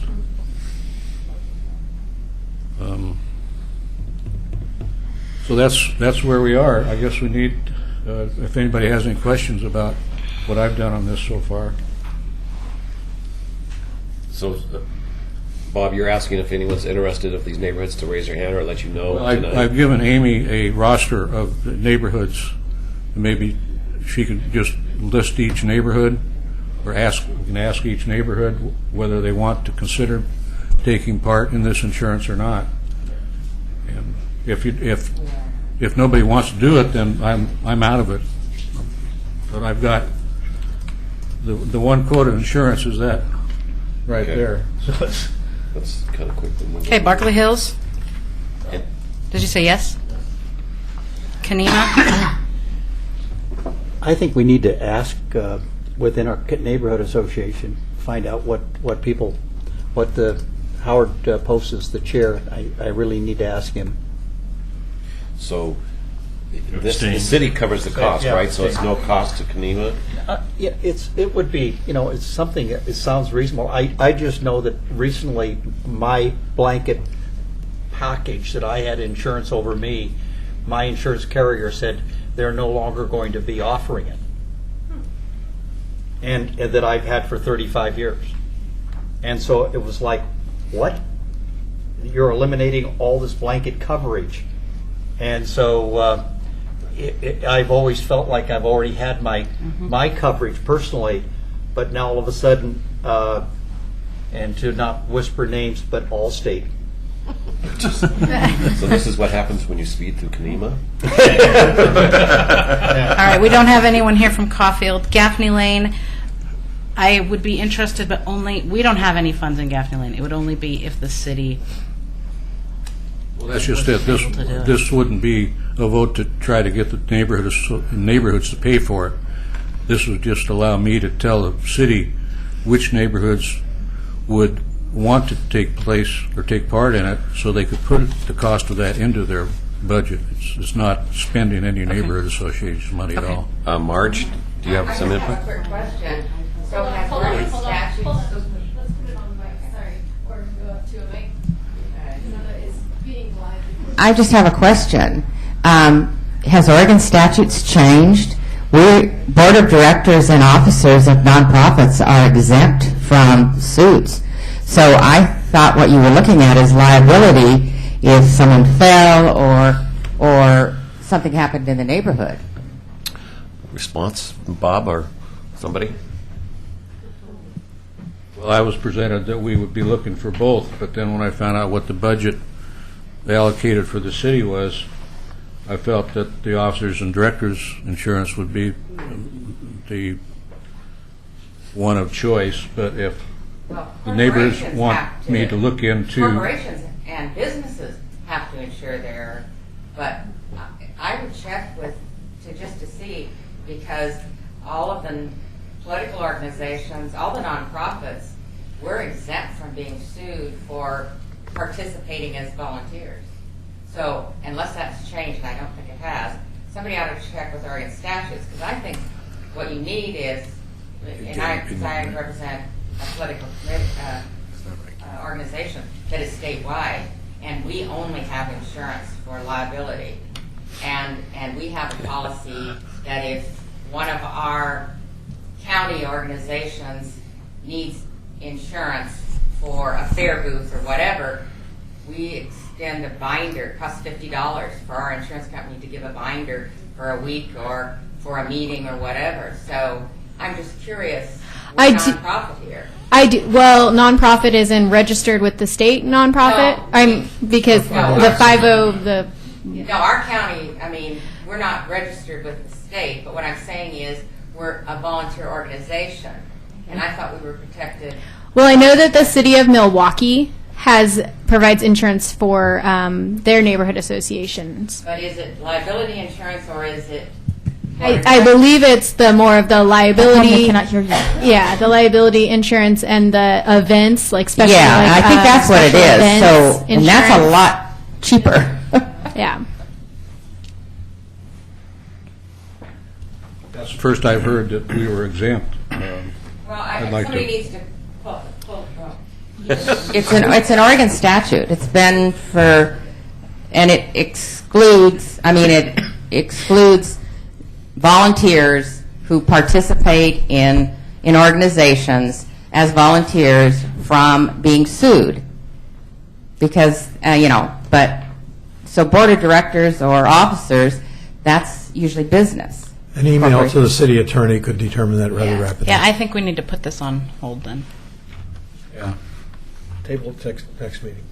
Yeah. Well, but I still think we need to pursue the liability question, which you had some information on, but I think every neighborhood would like an answer to the liability issue. And please, I would move that we enable you to go to the city council and request that they increase their funding to cover liability if they want us to participate in the land use process, which is what we're here for. Having put on nonprofit events myself, I know that there's a binder that they put on just for special events, and I'm wondering if that's so little. I mean, there's so few of these neighborhood associations that actually put on events. I'm wondering if that's a solution to this, is that they just call the city when they want to do an event that's helping the city or a nonprofit event within the city. I don't know. That's, again, something to ask the city commission and the attorney.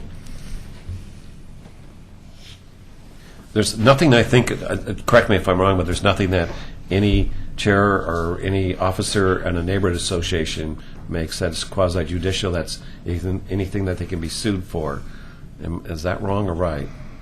They're not, don't have a legal stand. Again, something to ask the attorney. This is America. Anybody can be sued for anything. There you go. That's what I was thinking. But a lot of times they're thrown out. But you still got to dance the dance. That's right. Well, I think that sometime earlier, Tom asked for a list of neighborhood activities so we could look into it. And have you received that, Tom? I didn't ask for one. I think, who was asking for one, Amy? Or You just suggested that it would be a good idea to know what if we had, right. But I have not received anything. And I haven't seen anything. Yeah, then, if you want me to pursue that, I'd be more than happy to do so, but I would have to have that list of events that you have on a monthly or yearly or bi-yearly or whatever, so I could tell the insurance agents what they would be covering. Just general liability, I'd had the general figure without any true quotes of approximately $500 a year. So binder, doesn't it have to be a binder attached to an overall arching policy, so we just can't get a binder from an insurance company? It has to be part of like the city's insurance or something. Well, they would write it separately for each neighborhood association. A binder? Well, no, a separate liability policy. Okay. They write for just for the CIC. Again, table it until we've talked to the attorney, I guess. Yeah. All right. There's a question still on the floor.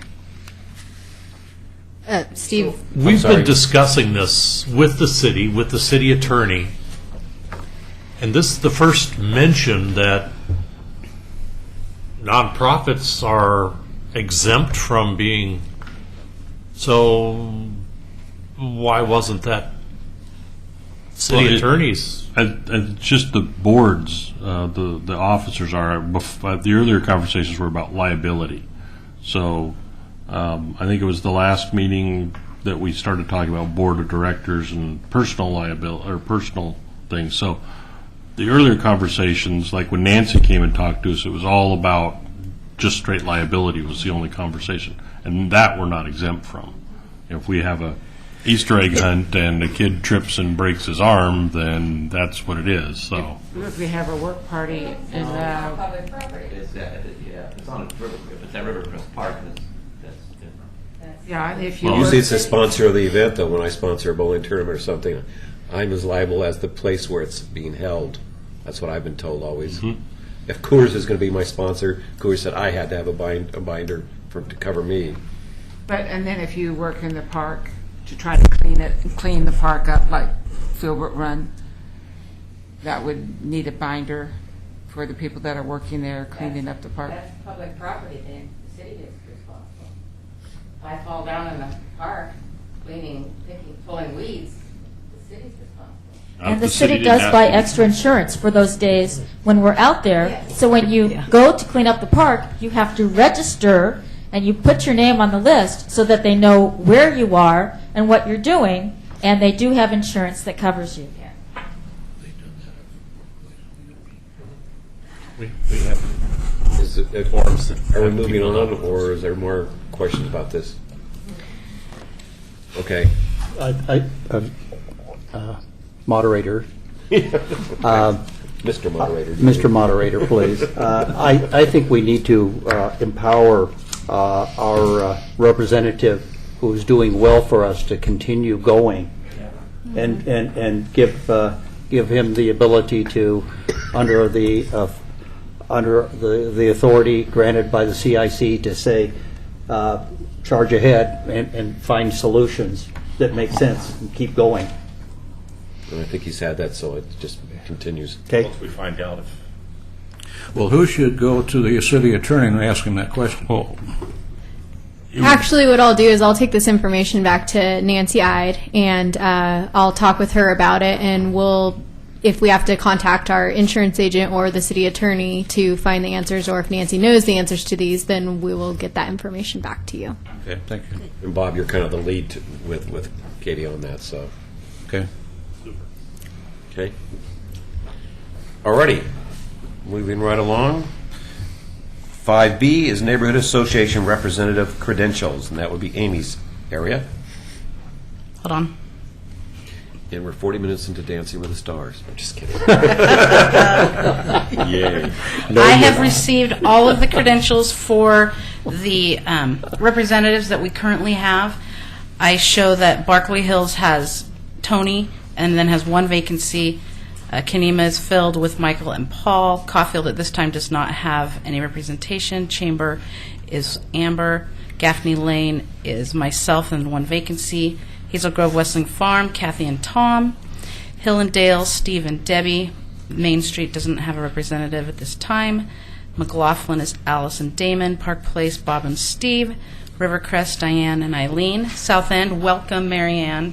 This is her first meeting. And Ingra. And then Tower Vista, Todd and Steve. At the next meeting, I will be asking for, on the agenda, that we discuss attendance. One of the credentialed members clearly falls under needing to be discussed regarding attendance. But at this time, everyone whose names I just read has been certified and will be able to vote in tonight's election. Okay. Moving to 6A, Election of Officers. It's been a long time coming, and we've worked really hard on that. I'm really pleased. I think they've done a great job, the nominating committee, and those who work together with the nominating committee. So I'm anxious for you to present what you need to present there, Damon. Excuse me while I whip this out. Is that electronic? Okay. First, for chair, we received nominations for Tom O'Brien, who declined, Alice Watts, who accepted.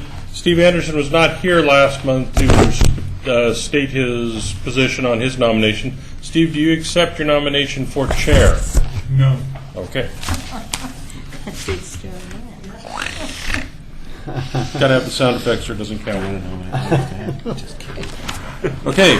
Are there any further nominations for chair from the floor? I move that nominations be closed. For chair. For chair. Whoa, slow down. Who? Who wanted the second? Yeah, I did. Kathy. Okay, cool. I raised my voice. You get the one. You get the one. Who's the loudest second? We're doing Kathy. But what we have They're a guinea 2.5. Do we need to vote on that before we move on then? It was a motion. I want to get. Can we just get through this and then? Okay. Yeah, let's just. So can we just get through chair? all of? Or do you want to just do chair? No, let's do them all. Yeah, let's- That can way I we- can sit down. Can we take that nomination off the floor for right now? Yes. Paul, do you withdraw? Okay. Okay, that's fine. So that we can get through all these, Okay. and then we'll just do one. Okay, Thank you. withdrawn. All right. For vice chair, we've had Steve Anderson nominated, and for Michael Berman nominated. Steve, do you accept the nomination for vice chair? I do. Okay, Michael, you still keep? Okay. Are there any further nominations from the floor for vice chair? Steve said the last time he said I do, he was committed for many, many years. At least 2. It may work out that way. Do we have a motion to close the nominations let's- for vice chair? Can we just go? I don't want to take a motion and a vote each time to close It's- the. Can we? We have to close each. Then we should have voted on the chair No, we closing. didn't necessarily have to. If we have a motion and a second, don't we have to vote? This is just nominations. Just to Okay. close the I'll let you nominations, guys- not to vote for the position, because we have multiple. Well, no, I know. So- But if we're moving to close. I know what I'm doing. Relax. Okay. Sit down. Oh, wait, you are.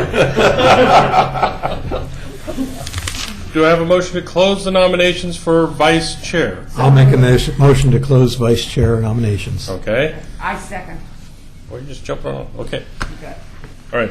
Then I am going to rip this one off and go to the next one. I know we haven't been voting after, but I don't want to. We're running it back.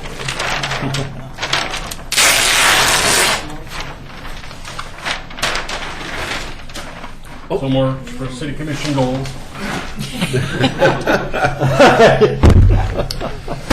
Okay, we have the nomination of Amy for secretary. Amy, you accept your nominations? I do. Aye. Any further nominations for secretary from the floor? How about Damon Maybe? Hell, no. Any? Yes? No? I move that the nominations be closed. Okay. Second. All right.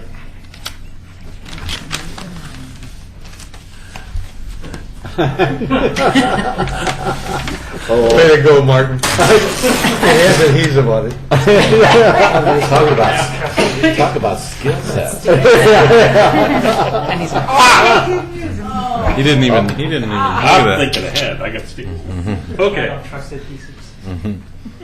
Okay. So the nominations have been moved and seconded, and we're now to the point of. No return. Yeah. Now, are we voting got on the closing of the nominations, or are we going to Yes. vote on? I thought we did. No, we just closed, but we never voted. So we need to vote to to that all close the nominations are for all of them. Yes. So who would like to? I so moved. By roll call. Okay. Yeah, we got to do it by roll call because we said we're going to do all this stuff by roll call. Alice moved. Yes. To Who's close, second? to close all nominations. All the nominations. So which water district do you want? Okay, Tony from Berkeley Hills. Yes. Michael Berman. Yes. Paul Edgar. Yes. Amber Holbeck. Amy Wilhite. aye. Kathy Hogan. Aye. Tom O'Brien. Aye. Steve Anderson. Aye. Debbie DeRusha. Damon Mabey. Yes. Alice Watts. Yes. Bob LaSalle. Yes. Steve Van Haverbeek. Yes. Diane McKnight. Yes. Eileen Olson. Yes. Ingrid Rickenbach. Yes. Mary Ann Jensen. Yes. Todd Last. Yes. Okay.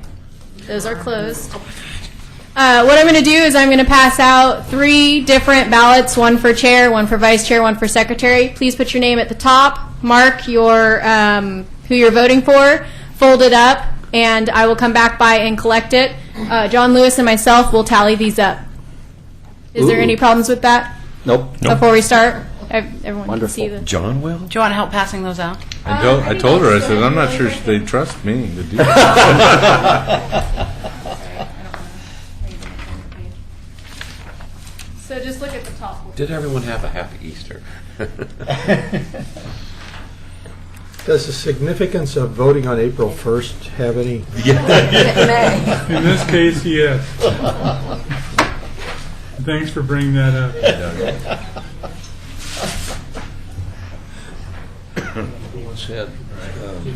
We put in X in there? Yeah,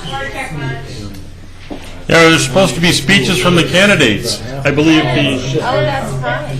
And it took me until about 8 questions to realize I got a cancer. Can I, the moderator gave me permission to make an announcement. It's already been pointed out that the cleanup day is April 20th. If any of the neighborhood associations have a site, you should get the name of the site into code enforcement so we have it as an official site. And that way, I guess we're covered by insurance, too. Liability insurance, so it's in your interest. So I want to make that announcement. I won't be staying around for the roundtable. Thank you. Is there a cutoff date for those? I don't think so, but What's the Well, date? the cutoff is the advertisement. April 20th. So there's not, it can still be a site, but if you don't get it in soon enough, it doesn't get advertised. So people don't know about it. Hold up on your voting for 1 minute. There's something we failed to do. You're not voting, right? No. Amy, do you want to talk about that? Oh, it was we forgot to that. It was asked that the people that were nominated say something about themselves. So before you mark your ballots, or maybe you'll want to change your ballot, and then that'll just cause a whole new problem. But if we could have, do you want to hear from everybody or just the two vice chair? Probably the two vice chairs at this point, just so people know who they are, since there are some new people here. Or just so that you know, I'm Amy, and I was nominated as the secretary, and I'm currently sitting in that position. And Alice, you can raise your hand and wave to everybody that you are Alice, for those that may not know. Alice, can you tell everybody who you are really briefly? Sure. I live in the McLaughlin district. I've lived there for about 15 years now, and it wasn't long after I moved to Oregon City that I became active in the McLaughlin Neighborhood Association. I first became secretary, and then when a treasurer was needed, I moved to that position where I still sit and take care of the books. We do have, by comparison, a larger coffer than most of the other neighborhoods because we have the good fortune of being able to sell snow cones at each of the concerts in the park during the summer, and that's a big fundraiser for us. My past experience in meetings was with the Friends of Vista House, which is Crown Point State Park in the Columbia River Gorge. I was with that Friends group for probably 10 years and moved up through the officer positions on the Friends board. Vice President, Secretary, Vice President, and President, because we had a CPA that did our books at that time. There was no need for a volunteer for that. So that's my experience. I've always been civically minded, and I enjoy working with all of you.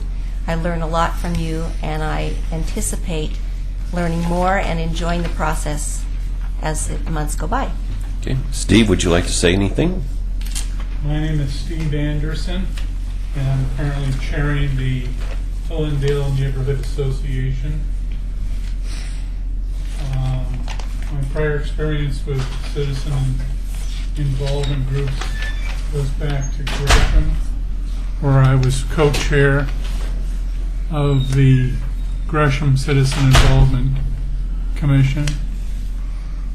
Served there for approximately 3 years. Moved to Oregon City and wanted to remain active in my neighborhood. And fortunately, we do have a neighborhood association process here that I've enjoyed immensely. It's great to be associated with people who give a darn about the place they live in and are willing to give of their time and talent to make our community better. I would like to be co-chair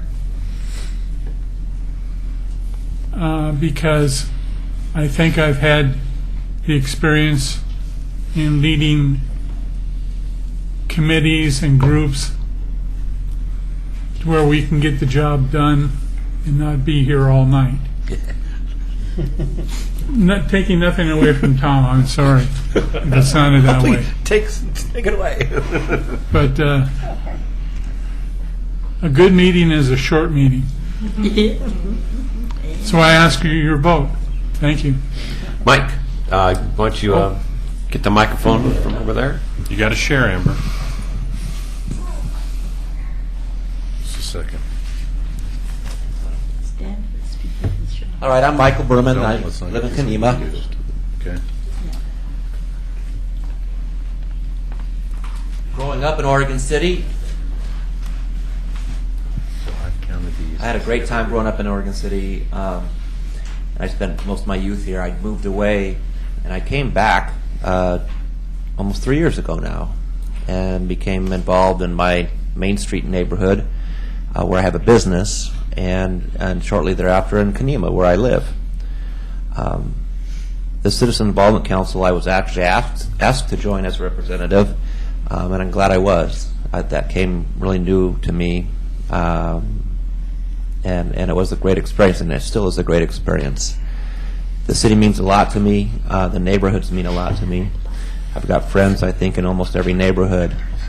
And in the last 2 years, I found that we need a lot of neighborhood support. And I'm glad that we have a good voice with the city. I think that it's been important that we have all neighborhoods, and was instrumental in the completion of our neighborhood with hopefully our newest neighborhood, the Two Rivers neighborhood, which is an area that didn't have representation. And so reaching out to those new neighbors, hopefully we can have them join us. I also agree. I think that so often these meetings can digress, and a lot of people like to hear their own voices, but in the sake of all of our schedules, a quick meeting is a good meeting. I agree, but also to let everybody's voices be heard is important as well. So I ask for your vote, and whether I'm sitting over there or sitting right here or anywhere, I'm still going to be at these meetings. So. Thank you, Mike. So now the final voting. I'm going to come around Hold your again. votes up in the air folded if you are done, please. Thank you.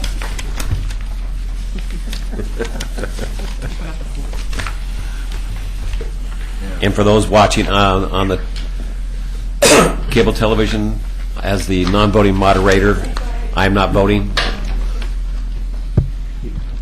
I did that in December. Yeah, see where it got us. You're right. Mr. Yes, Moderator? David.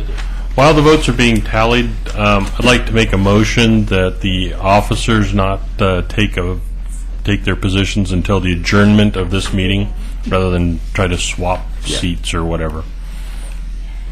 So they begin with the next meeting. Well, at the adjournment of this meeting. Right, at the adjournment, right.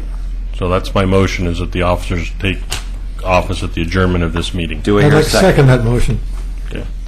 I second. I call for a voice vote of approval. I can call that while you're Do you want to? doing that. Okay. So that you don't have to stop if that would work. So I have Damon motioned and Paul second. Is that right? No, No, Tom it was did. Tom. Sorry. I heard it off in my ear. Okay, Tony? Mike? Yes. Paul? Yes. Amber? Yes. Amy? Yes. Kathy? Yes. Tom? Yes. Steve Anderson? Yes. Debbie? Oh, okay. Damon? Aye. Alice? Yes. Bob? Yes. Steve? Yes. Steve? Diane? Yes. Eileen? Marianne? Yes. Ingra? Yes. Todd? Yes. Unanimous pass. Mr. Moderator, I would like to have a motion to, that we offer congratulations to our moderator, who, over these 3 months, who was called into extra duty and a little bit of abuse, that we thank him for a job well done, and for the preceding 2 years as chair, 3 years. Thank you, Tom, for a wonderful job.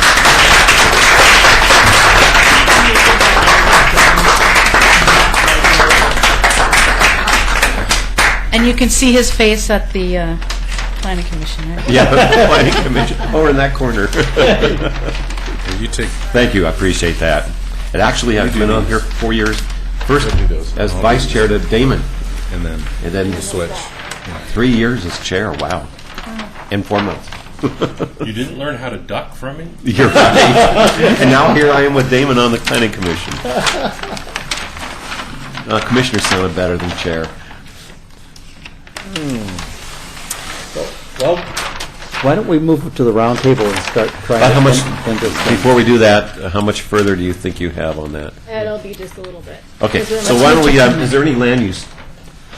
We had a little thing that came out on the Masonic Temple. Everybody had a chance to kind of respond to it. And there was no really... Masonic Temple? Yeah, they're going to do a storefront improvement, going before the Urban Renewal Commission. And it was just plain simple. Okay. Paul, and that was bringing it, it looks like you're actually bringing it back to its original. Yes, it is.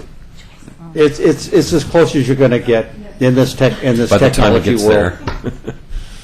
It's just to try to get it rentable, and it's consistent with what we've historically been doing to try to improve the storefronts in downtown to make them legitimately, make the city look better and more merchantable.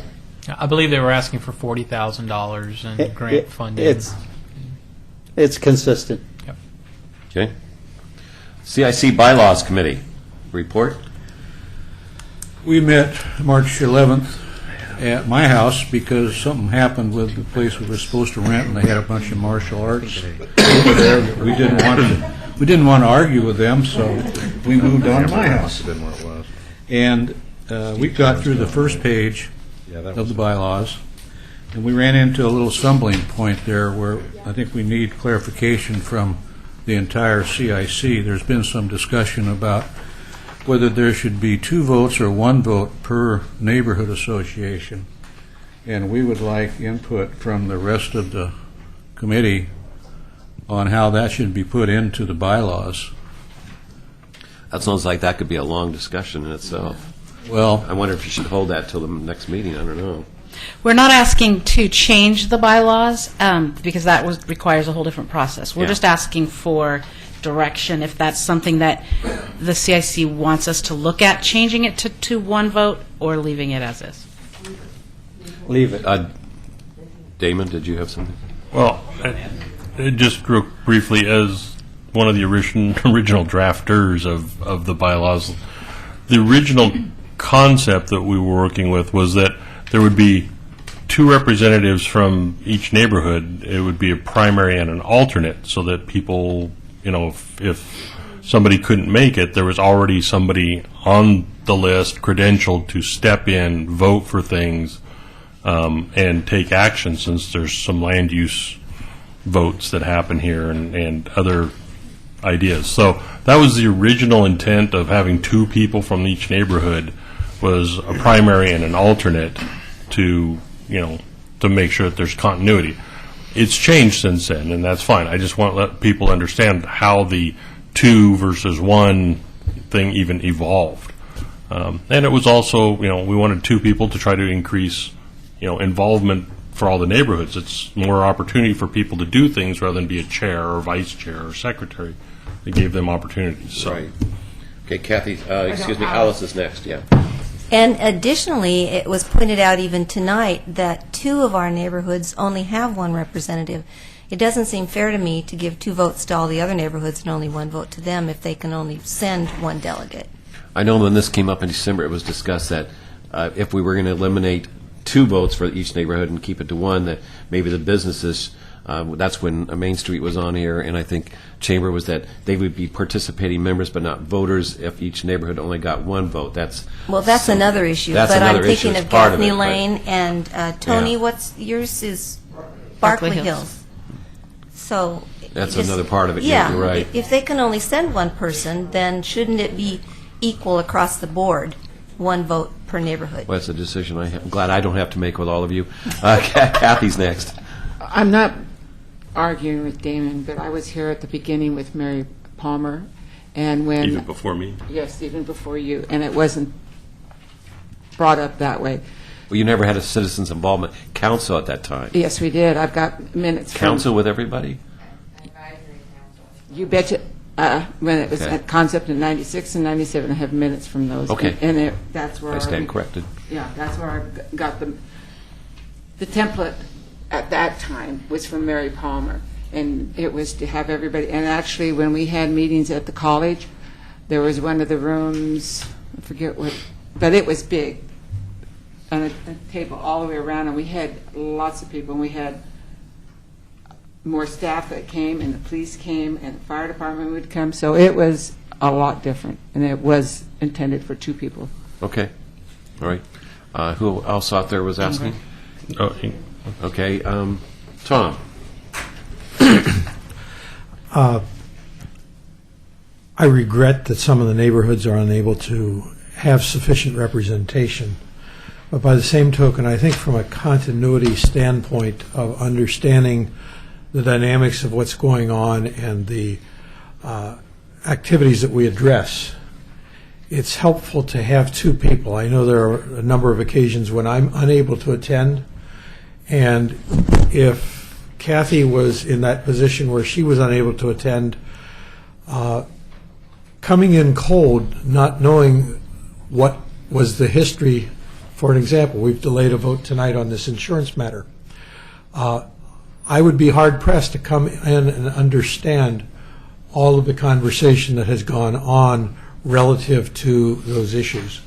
So I think it would be helpful to continue to have 2 people and try to find people who can represent their neighborhood and would be willing to represent their neighborhood and attend the meetings. One of the problems we have had in the past is, and we got into some difficulties because of attendance issues, people wanted to be a representative for the CIC from their neighborhoods, but then they didn't show up for meetings. And that doesn't help the neighborhood any. So I think that leaving it as it is could be helpful to us in a number of ways. We have more voices to take back to our individual neighborhoods because we all live on the same street. Yes, we get an opportunity to talk to some neighbors at the neighborhood association meetings, but I think there's a lot of other conversation that goes on with the people in our immediate neighborhoods that otherwise we might not have the knowledge that John has shared with us or others have shared with us here at this meeting. So just my 2 cents worth. Okay. 2 more cents. Go ahead, Alice. Okay. I'm not going against what I said previously, but I do remember when the re-election was recommended by City Council, the mayor did make it clear, I heard him say, he liked having 2 delegates because he wanted more and better representation from each of the neighborhoods. He didn't want to restrict it. I do remember him saying that. So, Bob, I'm not sure what your... I think that gives us our answer. Bob, Tom, yours is up. Is that still, or is that another one? No, I'm not. Your card's up there. Oh, I'm sorry. Bob, do you... Well, I'm trying to be impartial, but I kind of like the idea of 2 representatives having a vote. Well, I think and that's the direction. second person's attendance is very important. Well, I think that's the direction you got. I just was given the background on, you know. That answers the question. We can And I leave think it. as you work into those roles, you're still going to bring them back for people to review them, so that's another opportunity for people to reconsider if something else comes to light. Okay. Our next meeting is April 9th. Okay, before we get into the NA bylaws, Katie, do you have something to tell us? Yeah, do you want me to go now? But first a commercial. That's good, Steve. Okay, so I would like to announce for the chair position, Alice Watts.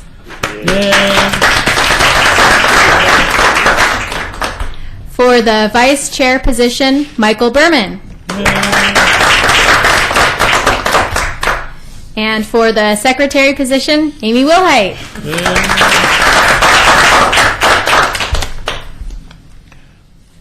Okay. Thank you, John, for staying and helping with that. That was kind of... Now you have to stay Kind of with fun. the rest of it. No, just kidding. Okay, number 7C, the Neighborhood Association Bylaw Template.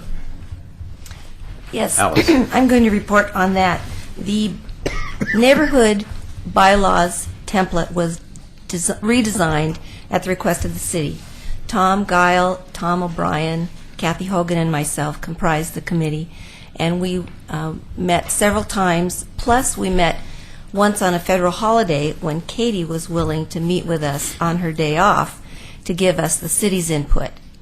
We've had all of that, we've hashed it all out, and what you saw handed out to you today was the final draft. We took the best of the best from all of the existing neighborhood bylaws and incorporated them into this one, and it is just a template.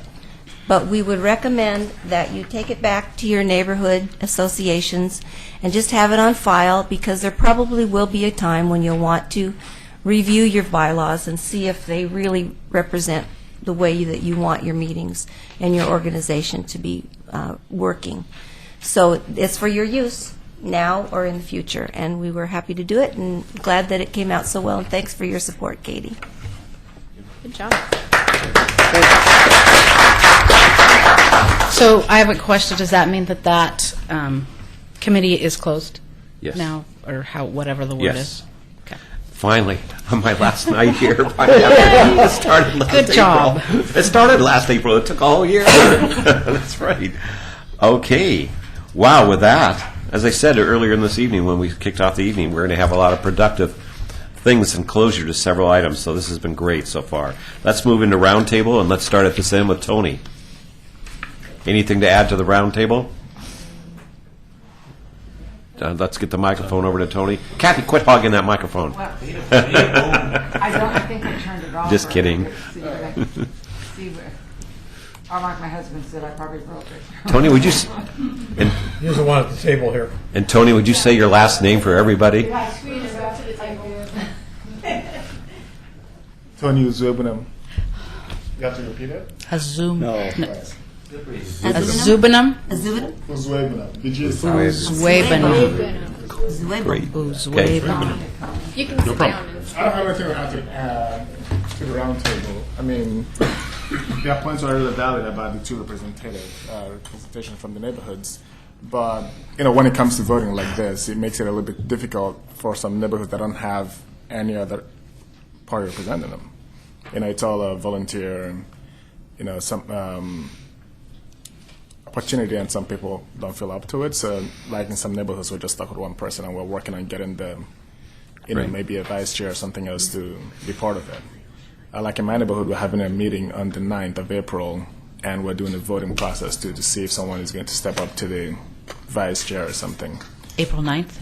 April 9th, yes. So that's kind of the emphasis, I guess, would be the fact that some of these neighborhoods have been involved for so long, and yours took a while to get reorganized. So maybe you will get, as time goes by, some more people interested. Hopefully, yeah. That would be great.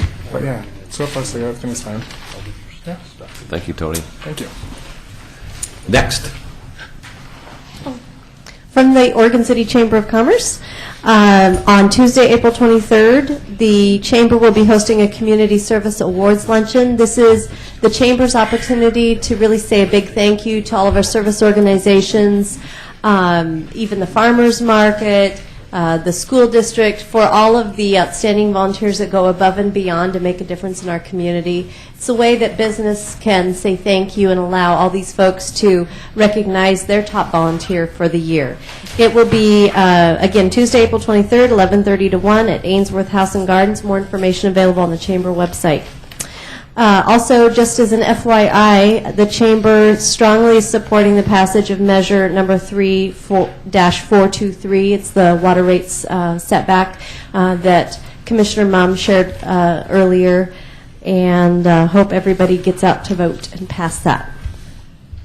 We'll host our annual golf scramble Friday, June 28th, and yes, I want everybody to be thinking golf. It's not too early. 1 o'clock, a shotgun start at Oregon City Golf Club. And I'm pleased to announce that our presenting sponsor is Oregon City's newest bank, Columbia State Bank, which was West Coast Bank. And so, and then we will be identifying a nonprofit which will receive some of the proceeds from our golf tournament. And then another piece, just to put out on your radar, there will be an educational Good Morning Oregon City, which is our networking event each week. And this one will be focused on managing your online reputation. Those things like Yelp and like if you don't have anything positive on there and you have one negative, that really is a hammer on your business. And so it's really important to know how to deal with those things, especially for business folks. That will be Wednesday, April 24th at 7:30 in the morning at Living Hope Church, which is on Meyer Road. Is it Myers or Meyer? Myers. And that is free. That is open to anybody. So we'd love to have you come out and learn more about it. Again, go to the website, www.oregoncity.org. Does Joyce have anything to say before it goes this way? Debbie had to leave, and I am the alternate from the Hillendale Association, as we sent in with our credentials, Amy, and I just want to make sure my name wasn't mentioned when you read the credentialing. And in fact, there was some problem with that tonight. Debbie was supposed to work.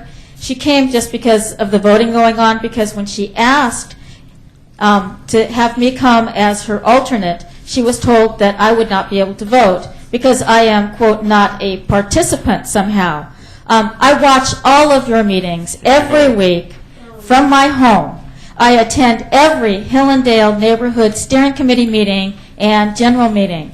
I am very involved, and it concerns me that if we are going to have 2 votes from every neighborhood, if you are sick and you can't make it, can't the neighborhood have an alternate come in and vote, because they have been participating in the discussions with their neighborhood representatives. And so I just want to make sure that before you close the books on this template that you're doing, or the bylaws for the CIC, that the neighborhoods ought to be able to have a designated alternate on the books that can come in when life happens. Somebody's called to work, somebody's sick, whatever reason. If there's going to be 2 votes for neighborhood, the neighborhood should be able to send the second representative. And Hillendale is having their quarterly meeting tomorrow night at Living Hope Church on Myers Road at 7:00 p.m. And everybody's welcome to come. And Steve can tell us a little more about who's our speakers. But I know Debbie's going to be running that meeting tomorrow night. Did you care to address that concern? That's something that we can look at. I don't really have any information Okay. about that. 'Cause I That's know the the first reason- time that I've heard of this. So, Did you get the letter from our neighborhood that lists me as an alternate?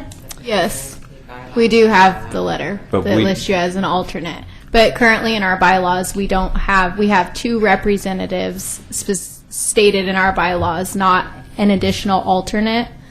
So that's something we'll need to look into with our bylaws, or with how the CIC wants to handle this for the future. yeah, and we're still working on the CIC bylaws. So I have it down that's. Thank something you that- very much, Amy. So, and also part of it was credentials. That were you nominated and elected by your steering committee? Yes. Okay, so then I that's was, yeah. yes. Okay. As cool. an alternate, but they had already submitted 2 Yes. representatives, Oh, okay. 2 voting representatives. Yeah. So I But don't if know how you one of them cannot come, I should be able to come and vote in their stead. And that's up to the CIC and the bylaws. Okay, moving right along.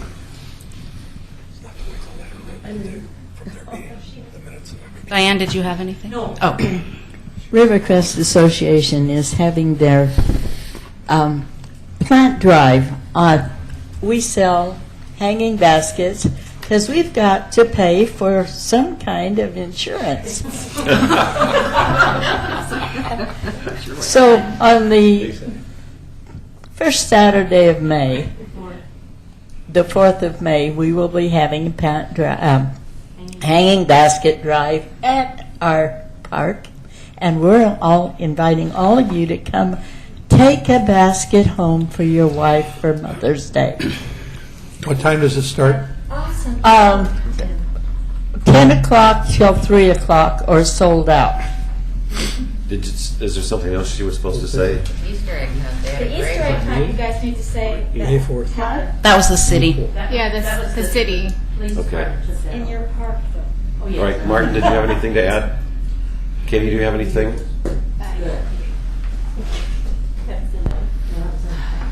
I just have a couple things really quick. So you guys already talked about the cleanup, but I have some flyers here for the citywide cleanup. So if you want more information on it, I have a couple flyers here for everyone.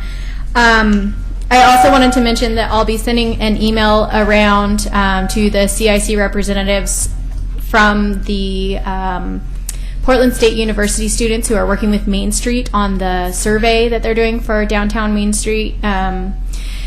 So I will send that out to the CIC group. They would like to get citizen participation and CIC participation in that, so you guys can go online if you want to do the survey. And then I also wanted to mention that tonight's CIC meeting was being broadcast live, and then it will also be replayed on the government channel. It'll be tonight. It's on channel 28, the government channel, and then it should be replayed on the government channel 28.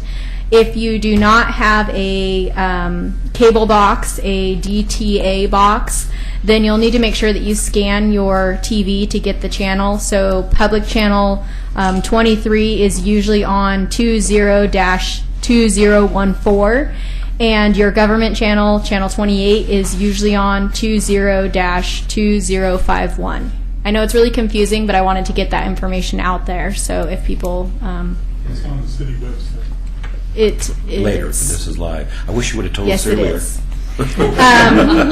And we did have the Easter egg hunt, and there was a great participation, and it went really quick. I heard it was like a minute something seconds, but yeah. So that's really good, and that's all I have for right now.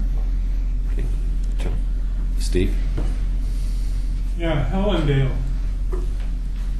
We have a meeting tomorrow night at New Hope Christian Church, Myers Road at Gaffney Lane.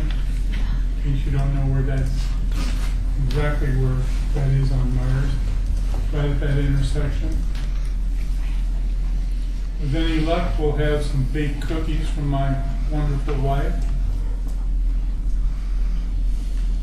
As far as our guest speakers, I'm pretty sure that our police liaison will be there. Not too sure beyond that. Showing up. But it should be lively. We always have good discussions, good time sharing things that are happening in our neighborhood. Also like to send a shout out to the Oregon City Community Education System. If any of you have youngins at home between the ages of kindergarten and 5th grade, you might like this. There's actually summer camp that OCCE produces every year for kids entering kindergarten through the 5th grade. It's a summer blast of swimming, Zumba, sports camps, art classes, and field trips every Wednesday and Friday. That means the field trips are on Wednesday and Friday. For more information, get a hold of the Eastham Community Center at 503-785-8520 and press 0 for assistance. It'd be nice to have a little break from the kids during the summertime. Are we continuing on with Hillendale here? Hillendale meeting tomorrow night. Carlotta Collette from Metro is going to be there and is going to be speaking about the mill site, and it's going to be very informational. If you have not heard that presentation and seen that slideshow, I ask that all of you come tomorrow night, 7 o'clock, to Living Hope Church. Thank you. Anything else? That's all I have. Okay. Just a reminder, we just had that election, and officers' terms are for 2 years, so this will take place in the right timing in 2 years, I believe, October, November, within those 2 years. I wanted to personally thank you all. It has been 4 years since I've been on this. Now I got the 4-year Planning Commission commitment, but I thank you since we went through so much tumultuous times back in December. I wanted to thank you for placing your trust in me and your confidence to help lead you through this time. And I especially wanted to thank Katie for all the work and effort she's put into supporting my other previous 2 years as well as this last 4 months. I wanted to bring cookies and balloons and all that, but then I got this allergy, and I thought the last thing you'd all want was to touch a cookie that I brought, so I didn't bring anything. So it's just hay fever and allergies. But I just, again, really wanted to thank you all. It's been a great time spending it with you, and I know you've got great leadership coming up, so I wish you all the best, and I'll come back and visit. Thank you. Okay, the Gaffney Lane Neighborhood Association will be meeting on Thursday, April 25th. That's at the Meadows Courtyard, which is the retirement center that's behind, I think it's Miller Paints, right in there. Some people don't know where that is. We're going to try to get signage. We're still working on that. But that will be at 7 o'clock at the Meadows Courtyard. And they always have refreshments for us. They have cookies and drinks, and so hoping for a good meeting. The Tower Vista Neighborhood Association meeting will be on Wednesday, April 10th at the Ainsworth House and Gardens. And we have our officer liaison is planning to be there, and we have a tentatively planned for a representative from Metro Metro and the planning department to discuss the urban growth boundary and planning, because we've had a lot of questions in our neighborhood about how is growth planned and the relationship between those entities. Hope to see you there. Kenema is going to have a meeting coming up, I believe it's April 30th with Metro, and we're going to be working with Metro in the design of the natural areas that are associated with Kenema. And we have had preliminary meetings with them about new trails and some of their investments that they plan to put in. There's a special point where you can get out there, a rock encroachment, and you can look out onto the river, and it has significance because it's the kind of a beautiful place, but it's how do you protect that site, making it open to the public, but making sure the public doesn't drop off the edge. It's not that everybody is smart enough, it seems to be, but there's a lot of, we're going to go through the whole trails and everything, and this is a public treasure, and anybody, when we get the final date arranged, I will try to get it out so that we can get it out, because this Kenema natural area is very, very important, and it needs more eyes and ears and thoughts than just a few people. And so anybody that can come when the announcement of that date and event, we'd sure like to have you there, thinking through the opportunity, because this is once it gets put into stone, it's going to be done, and we want to make sure that what we do is done right, and this is also kind of fully funded by Metro dollars, so it's something that's really going to happen, and we would hope that everybody that would like to be part of it to please come. Thank you. I'd like to offer a couple things on behalf of Hazel Grove Westling Farms neighborhood. Would you all please take out your PDAs and your iPads and iPhones and computers and pull up your calendars? The first event takes place April 13th, Saturday, an open house from 1 till 4 p.m. It will be held at McLaughlin Grade School, and it's regarding the South End Concept Plan. We're looking for as great a participation as we can get from throughout the city, and everyone is invited.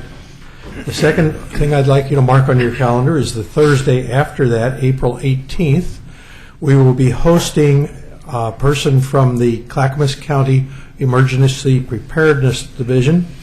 They will be talking to us about what we can do to work within our own neighborhoods to protect ourselves in the event of some kind of an emergency or catastrophic event, because we recognize that we will be cut off from the rest of the world should such events take place. And we've got to be in a position to be able to fend for ourselves and know what resources we have locally in our immediate vicinity, not being able to rely on EMT from the city or Clackamas Fire District 1 or anyone else. We've got to prepare to be able to handle our own issues.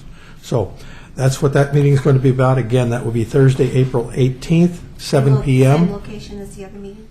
No, that's going to be, this meeting will be at the Oregon City United Methodist Church on South End Road. right next to the fire station. Begins at 7 p.m. on the 18th of April, which is a Thursday evening. Thank you. Steve. Park Place Neighborhood will have a steering committee meeting on April 15th, starts at 7 p.m. at the Red Community Building in the Clackamas Heights area.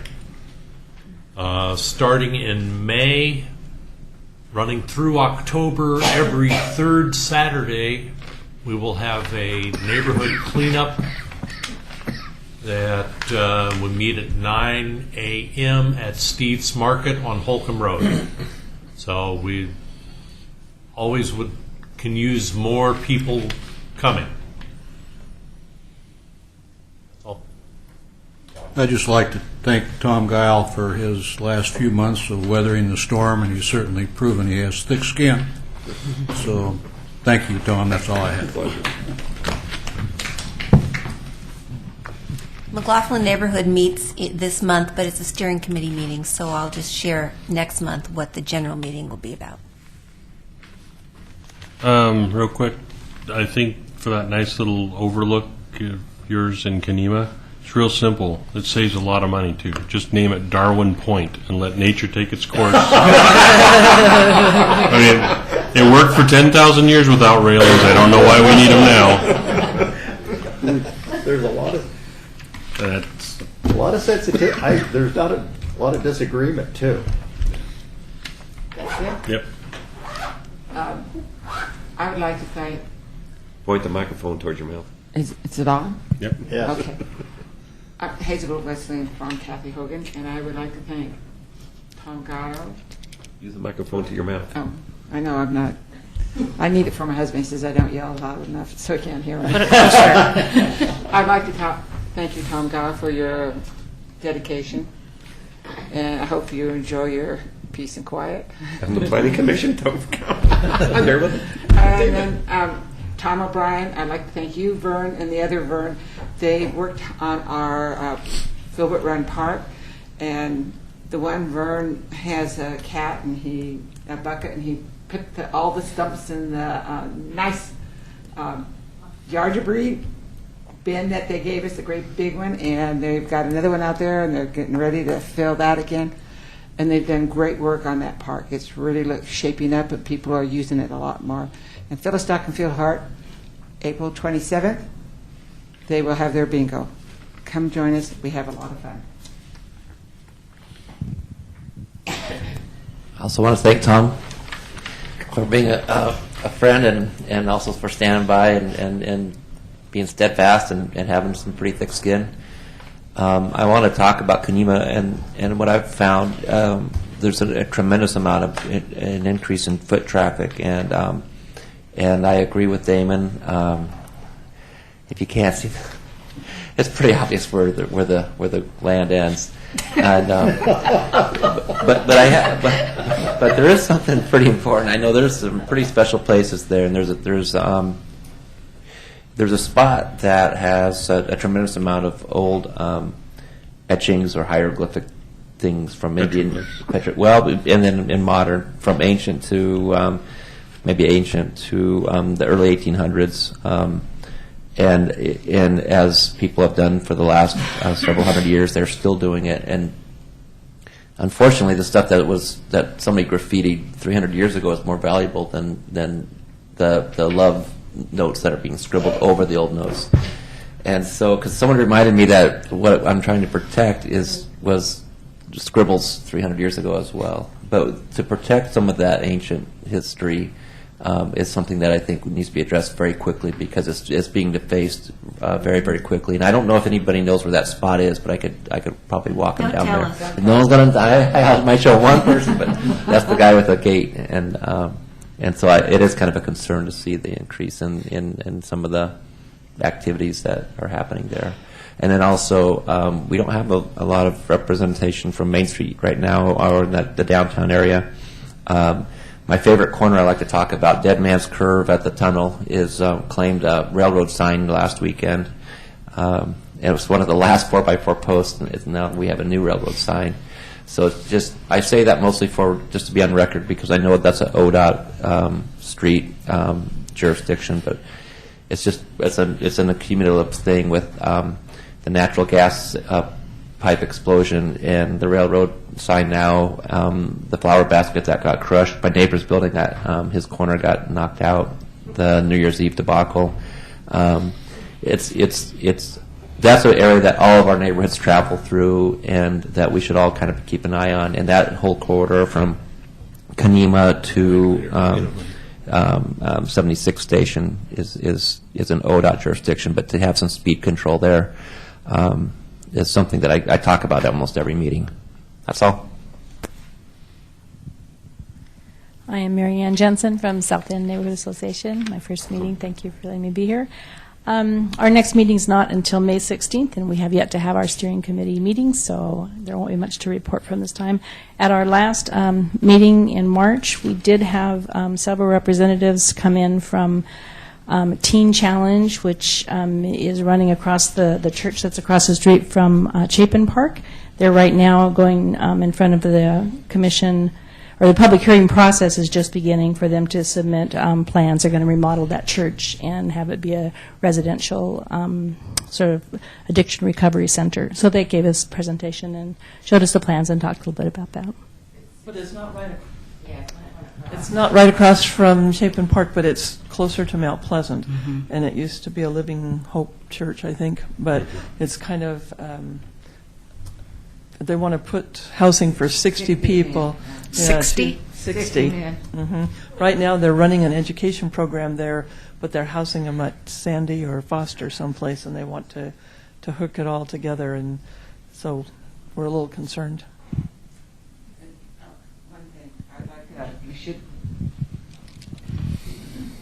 I would like you to say hi to David, and we tell him we miss him. What, we could not hear what you said I because you said weren't to speaking. say hi to David and that we miss him. Oh, okay. I'm done. I'm just grateful that Mary Ann is willing to come to the meetings with me, and Yay. so we can have the two voices from our neighborhood. So thank you. Marge or anybody else?